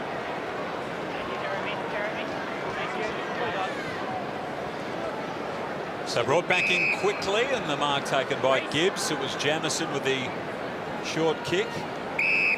Their last 3, 135-point loss to Adelaide, 83 against the Hawks, and then 100, as we mentioned, against the West Coast Eagles. It hasn't been a great month. Here's Brock McLean, outside 50 when he kicks. Casbolt the target, hands go up, mark sticks. You could see that happening a long way up, couldn't you? Yep. So Casbolt just behind today, and we've spoken all afternoon about tall forward staking a claim for that second spot behind Jared Waite. Casbolt could do with a couple. Levi, 199 centimetres, 100 kilos, and a goal to go with it. 8 in a row. He's big when you hear the numbers Basil mentions, 2 metres and 100 kilos. He's a strong body to move out of the way, isn't he? Probably the only man I know in this room that could go head-to-head with Levi Casbolt would be Basil Zemplis. You're very kind, Tom. Or Warren, the security guy behind us. Good shot there of Mick Malthouse on the screen we just saw a moment ago. Chris Yarran came off the ground and Mick just called him back. He had a nice little chat to him. You see Mick there now. Yarran's now gone into defence. We talked about this earlier in the game about him actually playing as a forward or playing as a defender. So it's going to be interesting to see. I'll keep an eye on him over the next while in this last quarter, just to see exactly how they play him. Thanks, Tim. So Chris Yarran on screen. He's had a big afternoon, missed a couple of weeks with a hamstring, and he's just slotted straight back into this Blues side. And they're in control. 22 points they led by at quarter time, 40 at half time. And Mick Malthouse, he's going to have a win today over Kevin Sheedy. The Blues are going to have a win over the Giants. They've got a big month ahead. They need the percentage at 3-quarter time. It's the Blues by 79. Tom Bell comes in for game number 4 this season. He played enough football to be excited about him last year. He's going at a goal a game this year. So bell in for Jamison. And such a big month ahead for the Blues, as we've said on a number of occasions. It starts on Friday night. Tim mentioned Essendon. And then the following Friday night, it is Hawthorn, then a bye for the Blues in round 13. And then round 14, it's Friday night football again against the Sydney Swans at the SCG. And then Friday night football again, round 15, against the Pies. Curnow, Scotland and Simpson. And then just retreating to Robert Walls Jr. Back to Scotland, but not without Adams getting a desperate pour on the ball and sending it over. Heard the ooze there a moment ago from Tom. That was a dangerous play there, wasn't it, from Toby Green? From Toby Green, yeah. Went in courageously. Cruiser, Murphy, he's got a heap of pressure being applied by Shield, and happy to see it over. Mark Murphy, first year as captain, just a wonderful footballer. He's done a really good job, Dylan Shield on Mark Murphy. 9 disposals to Shield, but just the 14 to Murphy at this stage. Well, just a first touch for Bell. It's a hurried ball inside 50. It'll favour the Giants in the end, and then the quick kick is good to Palmer, who's kept that long sleeve on. Started, got rid of it, put it back, and now Core. A long ball. It's got to work out to Hampton. There's a couple of Blues that were waiting and lurking. It's not going to get in there, pause in the end, and the pick-up on the outer side by Bootsma is good. Little handball to Armfield, looped it over the top to Bell. Hampton was the closing tackler, and they're off. Palmer it is who bursts away. Toby Green back to Palmer, inside to Cornelio. Then a short one retreating, and Hampton's got it. Tim, what are you looking for from both sides in this last quarter? The score's obviously out of reach for the Giants. Well, I'm actually interested. I've just been talking down here on the boundary line. I'm interested to see whether or not Carlton actually start to think about next Friday night, when they try and rest some of their midfielders and just manage their time even a little bit more carefully in this last quarter. I mean, the Giants, it's all about whether or not they can work their way through a game. I think that's what Kevin Sheedy's down on the boundary lines coaching now, and having a fair bit to say too. McLean to Scotland, and then the big one. The run and jump and catch from Waite. That was nice. Jared Waite does that almost better than anyone in the competition. He launches early, and by doing so positions his body. We'll get a good look at it here. He jumps up early and puts more off balance, and also gets his timing out of whack, and he's just got such long extendable arms and takes it to the highest point. So 6 disposals for Jared Waite today, 1 goal, 2. This will be his 7th possession of the match. He's on a slide angle. Umpire watches it. He tilts the head back and he says, it's a goal.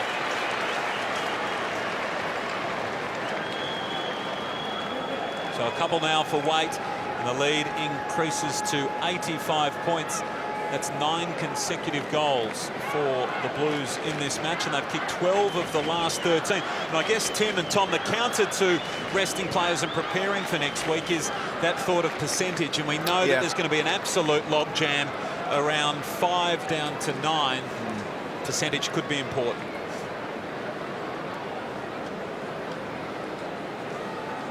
You talk about percentage, and they came in to this round sitting in 8th. They were percentage off 6th, but they're also percentage off 11th. So a game like this, you get the 4 points, but given how competitive the marketplace is at the moment, percentage is just as important. So it's a bouncing ball, and particularly with that month coming up, a big, solid, healthy win this afternoon is what they'll get. But how big now becomes the interesting point for the Blues. Menzel pushed as he kicked at a bounce. You made a lot at the start of the match, Tom, about Kevin Sheedy going head-to-head with Mick Malthouse. This is the 46th time, both in their 29th year. A question without notice. Who of the two coaches do you think has a better percentage win-loss-wise between the two? I'm going to run with Kevin Sheedy. Tim, different answer or same answer as Tom Harley? Who's got the better winning percentage? No, I think it's Mick Malthouse. Extraordinary if, and it's going to happen, the Blues get home this afternoon. Just we'll see what happens here with Gibbs. He kicks the long ball, top of the square. Wait, he's only got one to beat, and just through hands. Tim Moore can do the mopping up. Little one to Ward. And now to Bunteen. Back to Ward. He's got pressure coming at him, but he's got some runners in Palmer. And he goes around the corner. Settling ball for Green. It was pretty hot there, and he didn't take it cleanly. And the Blues again can counter through Walker with that speed. Left or right, he chooses the right. Now the long ball. Again, it's Waite. Moore does a good job of it. And he sees it through for one behind. Thank goodness it's a behind and not a goal. I couldn't have stood the suspense if we went to a commercial break home. Do you want to hear the answer? Let's go. Do you want to hear it? I do. If you don't leave. Here's the scenario. 667 matches for Sheed, 674 for Mick. So 7 games more for Mick coached. 388 wins versus 392. Forget all that. The winning percentage, 58.17. Kevin Sheedy, 58.16. Mick Malthouse, 0.01. Harley gets the chocolates. Can you believe that after 29 years, it's 0.01 difference between the two great masters? So now a question without notice to you, Hamish. If and when Mick Malthouse wins this game, what's the percentage of his win-loss ratio? That is it, if he wins today, which he will. 58.17 versus 58.16. I know, Baz, you're glad you hang around. No, I am. I didn't mean that facetiously at all. Yes, you did. No, Cornelio went with a long kick and eventually out of bounds. There's some great flexibility about this Carlton side, isn't there? I mean, we've seen Henderson play the first 3 quarters at the other end of the ground. Now Jamison goes from the field. He goes to a key defensive position. So in terms of their flexibility, I mean, Mick's got plenty to work with this team. Yeah, we saw Henderson involved there, and that's a clearing kick. Scotland over the line. And Betts, Carazzo and Judd Tim to come back in. She was called for deliberate there. Went a fair way for it to be a deliberate out of bounds on the full. Treloar's short one. That's okay, and Adams plays on. Hit the ground running. He ran away from Walker, kicked towards the pocket. Tomlinson was the target. Casbolt in front of him, and Green takes it over. It'll be tossed in. Well, the way the season pans out with a couple of expansion sides and a couple of sides struggling down the bottom, it really is only when the best play the best to identify how good they are. And Carlton have got this big month coming up. They're going to go in with a good run of wins and a good stretch of form. Well done, Giles, down to Whitfield. Whitfield didn't make the contact he was hoping to make, and in the end, Bruce, who's up forward now, sees the ball go off his hands, and White with a touch there as well. So let's have a crack at it, Tim. Another question without notice. Next week, Carlton v Essendon. No comment. I know why. No, is that a question? We're just having a look at the month, Tim, and just we realise how important it is to get a very good feel for how good this Blues side is in 5 weeks' time. And look, I think they are good, and I think they can get better as the season goes on. But you just outlined that tough month ahead of them, and we're going to have a really good handle on them by the end of all that, because they are playing the best credentialed sides in the competition. Next Friday night, I mean, if that's a question, Tommy, I mean, next Friday night, I think they're going to be pretty evenly matched. Judd will come back, Carazzo will come back in, so it's a tough one to call, that one, a really tough one. Bunteen, it was a nice kick to Cornelio, and then Cornelio from dead in front. Nice finish, 22 disposals, and he's got a goal. And further to that, the whole football world will be watching the next month or so for Carlton. All the games on Friday night against Essendon, Hawthorn, then by Sydney Swans and Collingwood.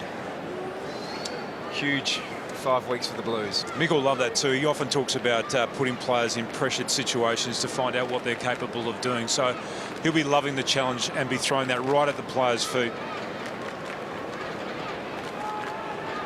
So the master down on the boundary line in charge of this Giants outfit for the 2nd year before handing over the keys to the mansion to Leon Cameron.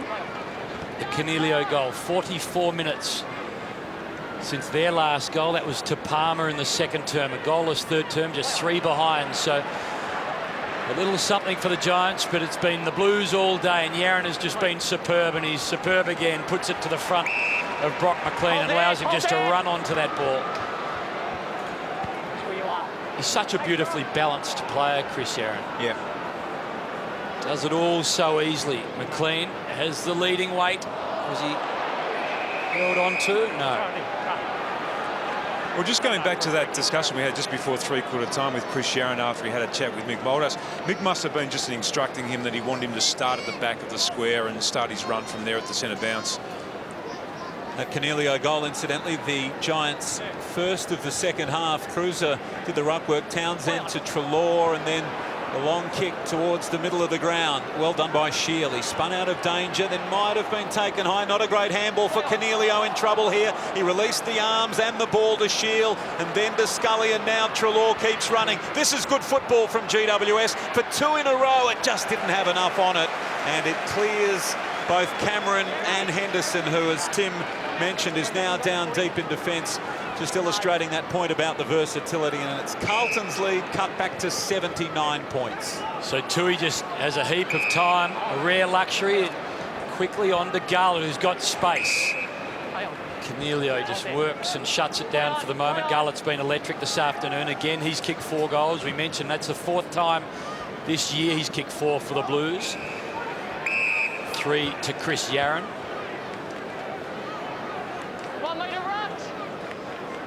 Jeremy Cameron, who you saw in that shot, he's been quiet this afternoon after such a big 5 or 6 weeks. 16 goals in the last month for Cameron of his 25 for the year. Fair enough there, Tom, that remonstration from Reece Palmer, do you think?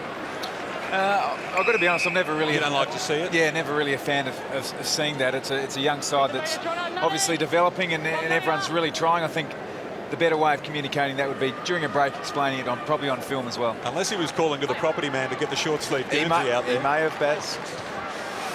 They work it through to Scully now, the Giants. Nothing really on long. Cameron's desperately running back. He's going to have to turn, and in the end, it's pretty easy pickings for Henderson. Knocks it in the Bootsma direction. Back to Henderson, wrapped up by Tomlinson. That was the worst attempted handball I think we've seen this season. We know what he was doing, not being critical.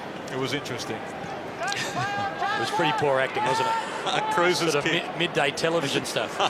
Only as far as green. Not that we dislike midday television. We're on it at the moment, and the ball is marked by Cameron. Midweek, midday on other networks, filmed in America.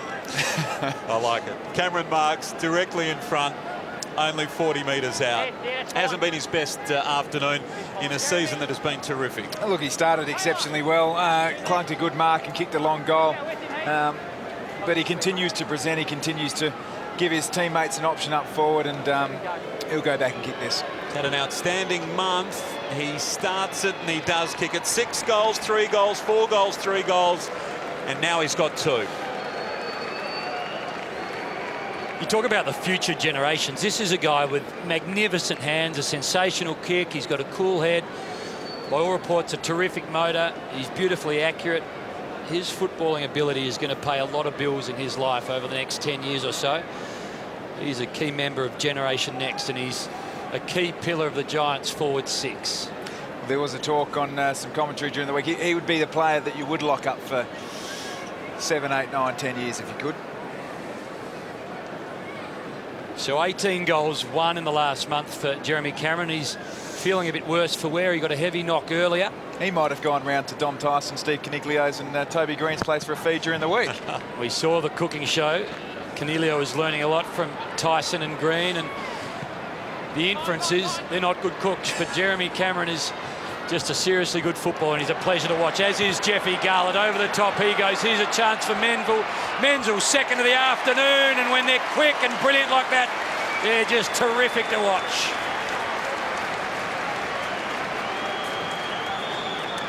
Said it once, said it 1,000 times, it feels like today, but Jeff Garlett's work front and centre is second to none in the competition at the moment. He hits it at speed, he gets to the right spot. If you're playing him as a small defender, you'd get very nervous every time the ball went deep inside forward 50, because you know he's going to sweep at the foot of the pack.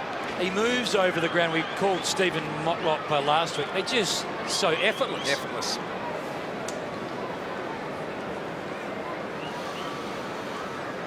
So after a couple in a row by GWS, Carlton's lead back to 79 points. And Mick Malthouse right to the end, searching for improvement, better technique and better structure. Casbolt was a high leap by Giles. He got right over the top. Palmer's kept trying. He's been busy all afternoon. Giles again.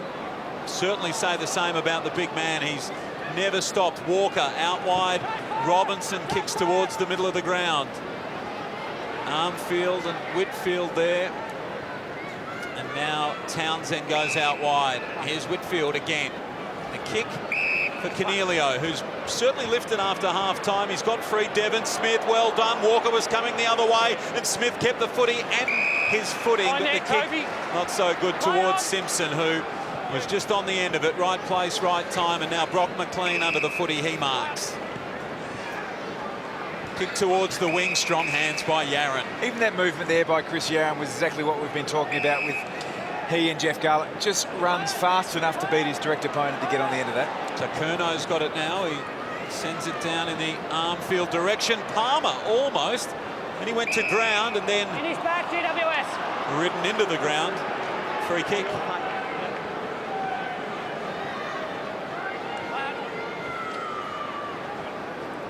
So dangerous times for the Giants as we loom towards another 100-point blowout. But the Blues, they've been impressive all afternoon to bleed against this young, inexperienced side. And as Tim and Tom have alluded to there, perhaps experimenting with a few things that will hold them in good stead as they approach this huge month ahead. Now, Walker again goes searching for the leading weight, but it gets cut off in the end. And Kennedy's the man that does so. Treloar's chosen, just an accumulator of the football. Nothing on forward other than Cameron, and nothing forward of the ball after Cameron. He sees that. They all stream forward now. They've got some support. Whitfield has the pace on this occasion against Henderson. Bruce is the target.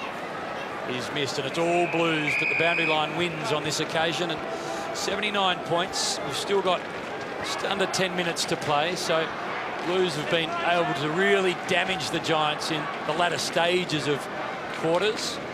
Giles got his hands on that footy first. Down in front now, Robinson. It's a high ball towards defensive 50 and camped under it, Kennedy.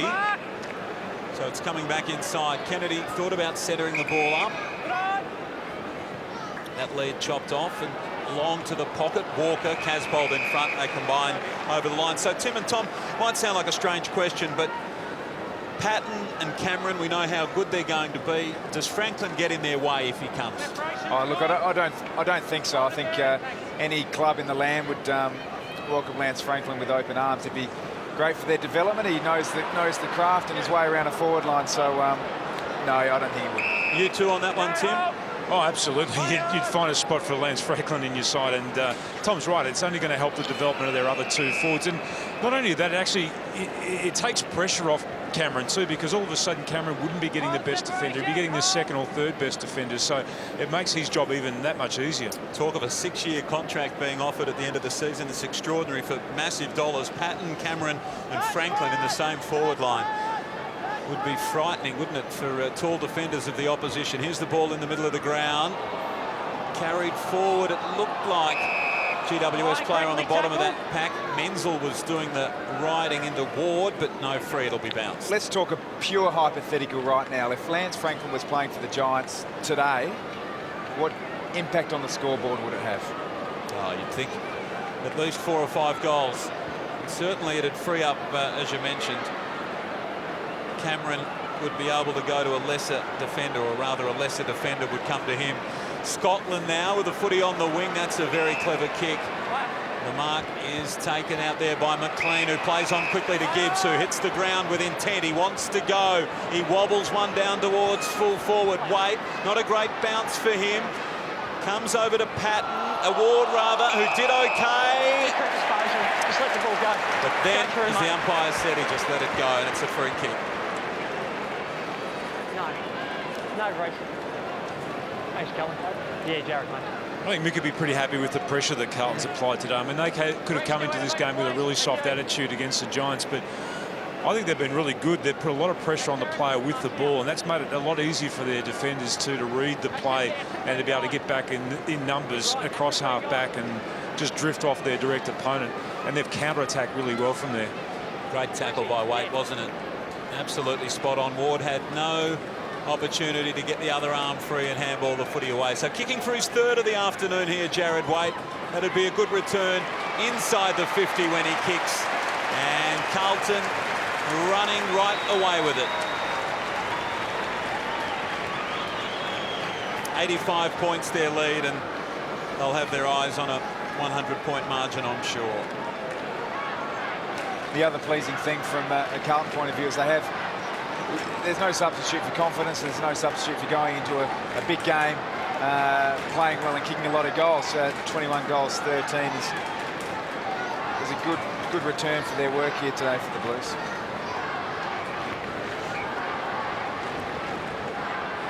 Gallon Ward, he's been brave for the Giants. He's their leading possession getter with 31.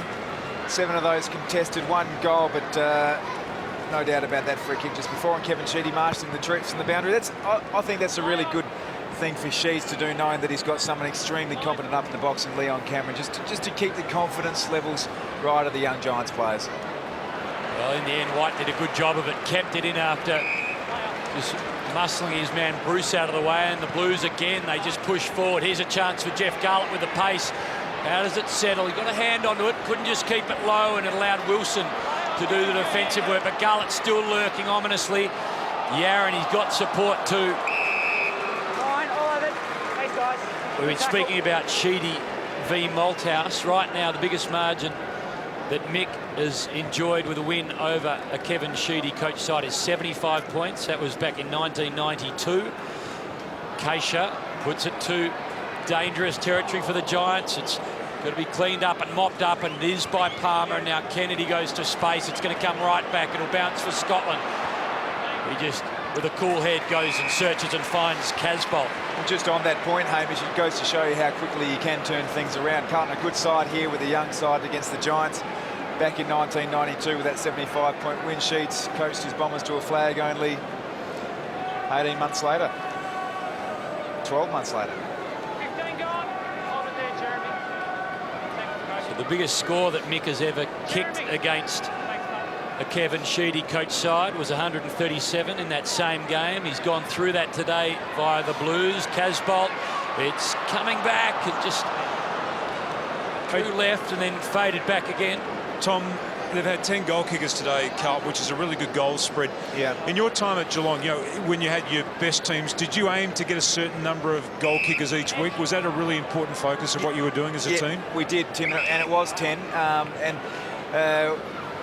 You obviously have your key forwards, like in the sides that I played. You had Cameron Mooney and then Nathan Ablett for a bit. Tom Hawkins came in, but it was the twos and the threes, and it's exactly what Carlton have done here. It provides that unpredictability and that X factor, and you still do need an anchor forward, which the Blues have got in Waite. So I'm with you, Tim. It's been a really, really impressive performance from the Blues. Put his hands up. Now 50 there, that's a new interpretation, or rather new ruling. You just can't run with your hands through the protected zone, and that's what Core did. So unfortunately it's a 50, and this takes Casbolt, it's man on the mark, to only about 35 metres out. He's kicked a goal today, Levi Casbolt, and this to make it a 92-point game.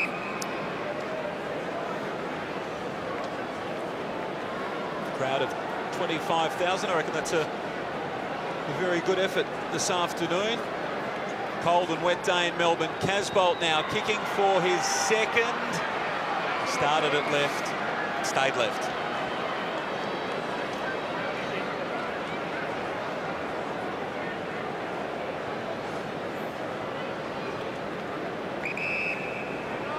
We spoke about Mick's biggest win being 75 points, 87 now. Sheeds' biggest win over Mick was back in 1996 in the semi-final, a 77-point win. So even prior today, their margins against each other were awfully similar. We said that if Mick wins today, which he will, 58.16 his winning strike rate over 29 years, 58.17 for Sheeds. It's been a remarkable journey for both players, such similar results. 7 grand finals between them, 4 wins for Sheeds, 3 for Mick. Premierships as a player, 3 of them as a Tiger for Sheeds, 1 for Mick as a player. Curnow quickly to Robinson.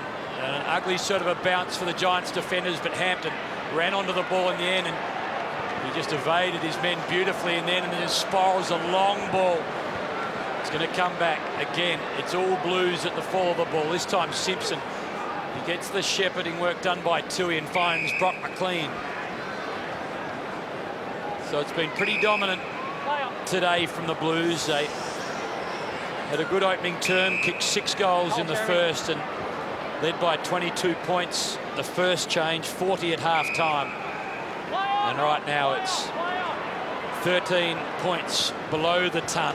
And you'd think with 3 minutes, they still have time. Armfield still has enormous pace, and this time he leads Hampton to the ball again. I'll tell you, that would have been right in front of Tim Watson. That was unbelievable work rate for so late in the game. He must have a serious motor on him.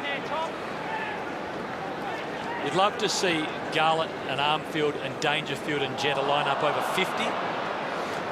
Who wins? Well, the other thing about Armfield, though, too, is that not only does he do that because he has got such great pace, but he's a very, very good defensive player, and he's performed some really good roles on, key defensive players in the past as well. So he's become, I would think he'd be sort of one of Mick's sort of favourite type players because of the ability to perform those roles. Oh, that's a brilliant attempt to mark. Is that going to be paid? Has to be the man in front. So it is paid. Well, that's a fantastic grab by Keisha. Give it to you. Was wobbled forward by Gibbs and sort of fell in his arms, and mark paid.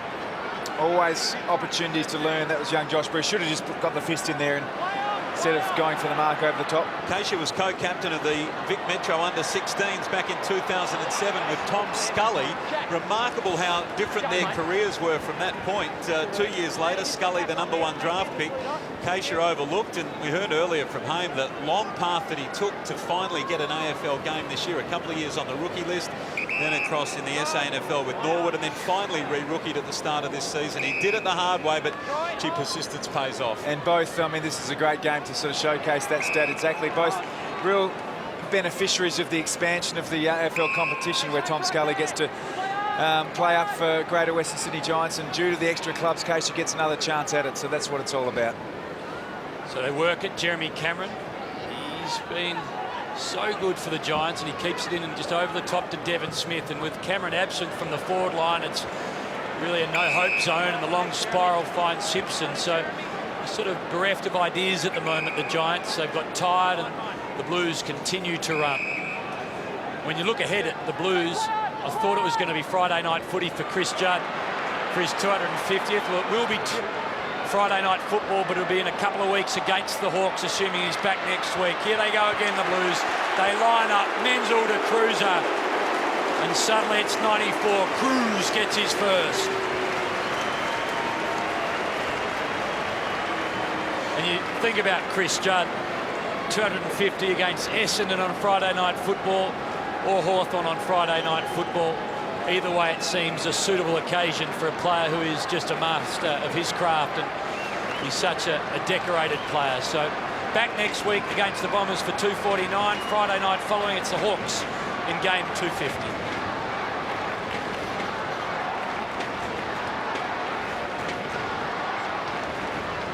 It's been really impressive, Troy, mentally.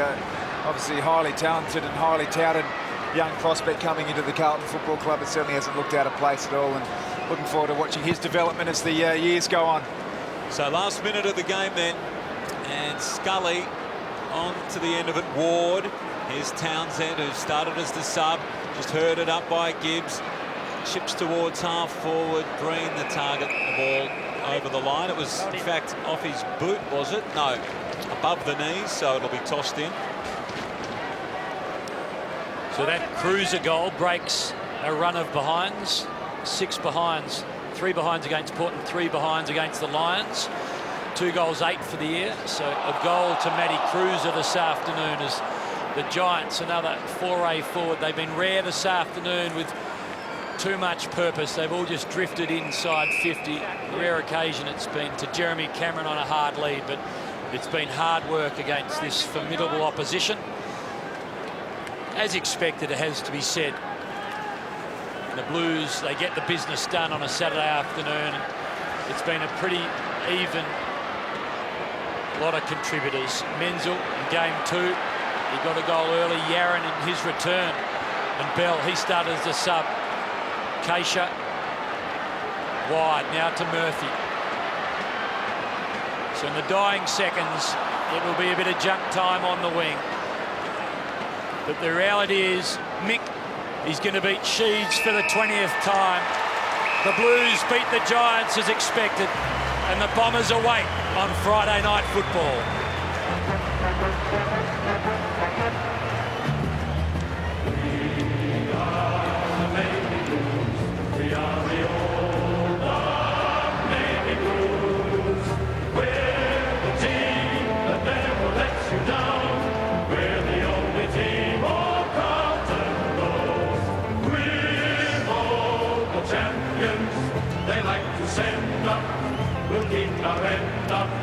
And they will know that they've been playing against the famous old dark Blues.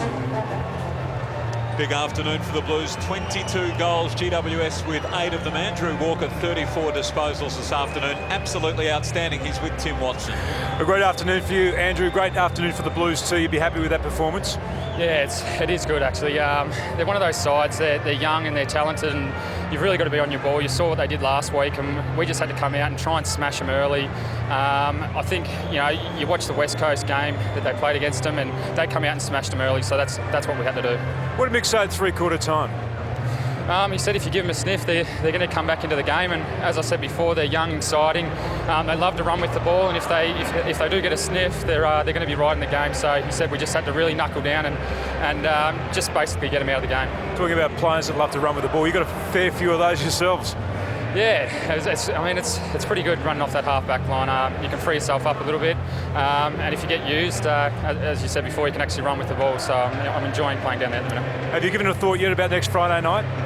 Of course I have, mate. It's going to be a massive match, and that was preparation for it. So really looking forward to it. Well done, and congratulations on your form this year. Thanks, Tim.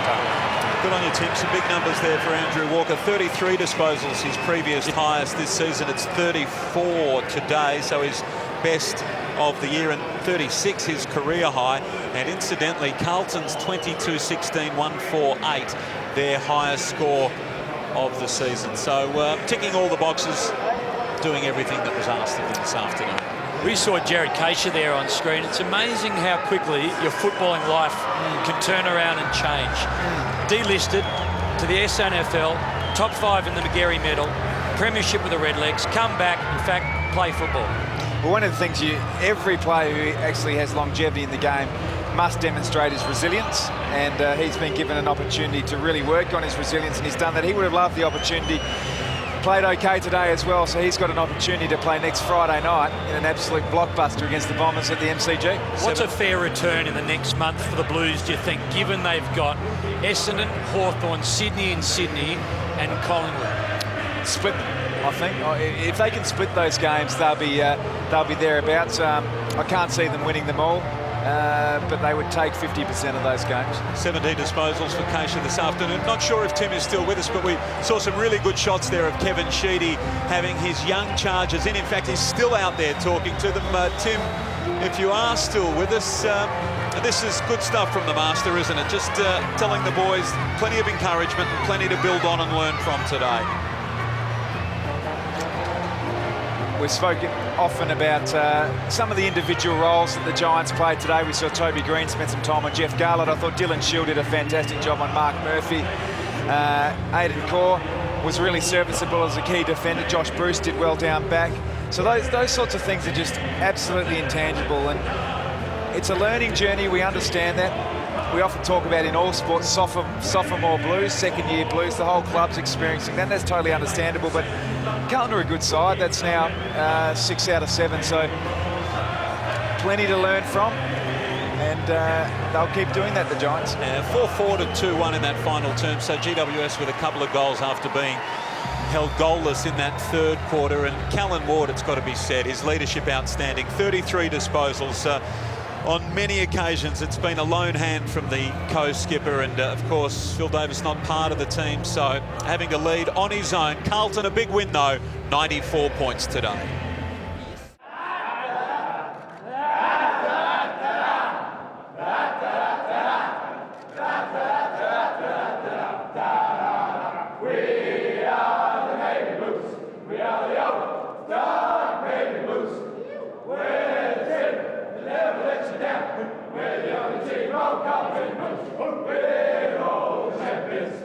try to send us, we'll keep our hands up, and they will know that they've been playing against the famous old dark blue.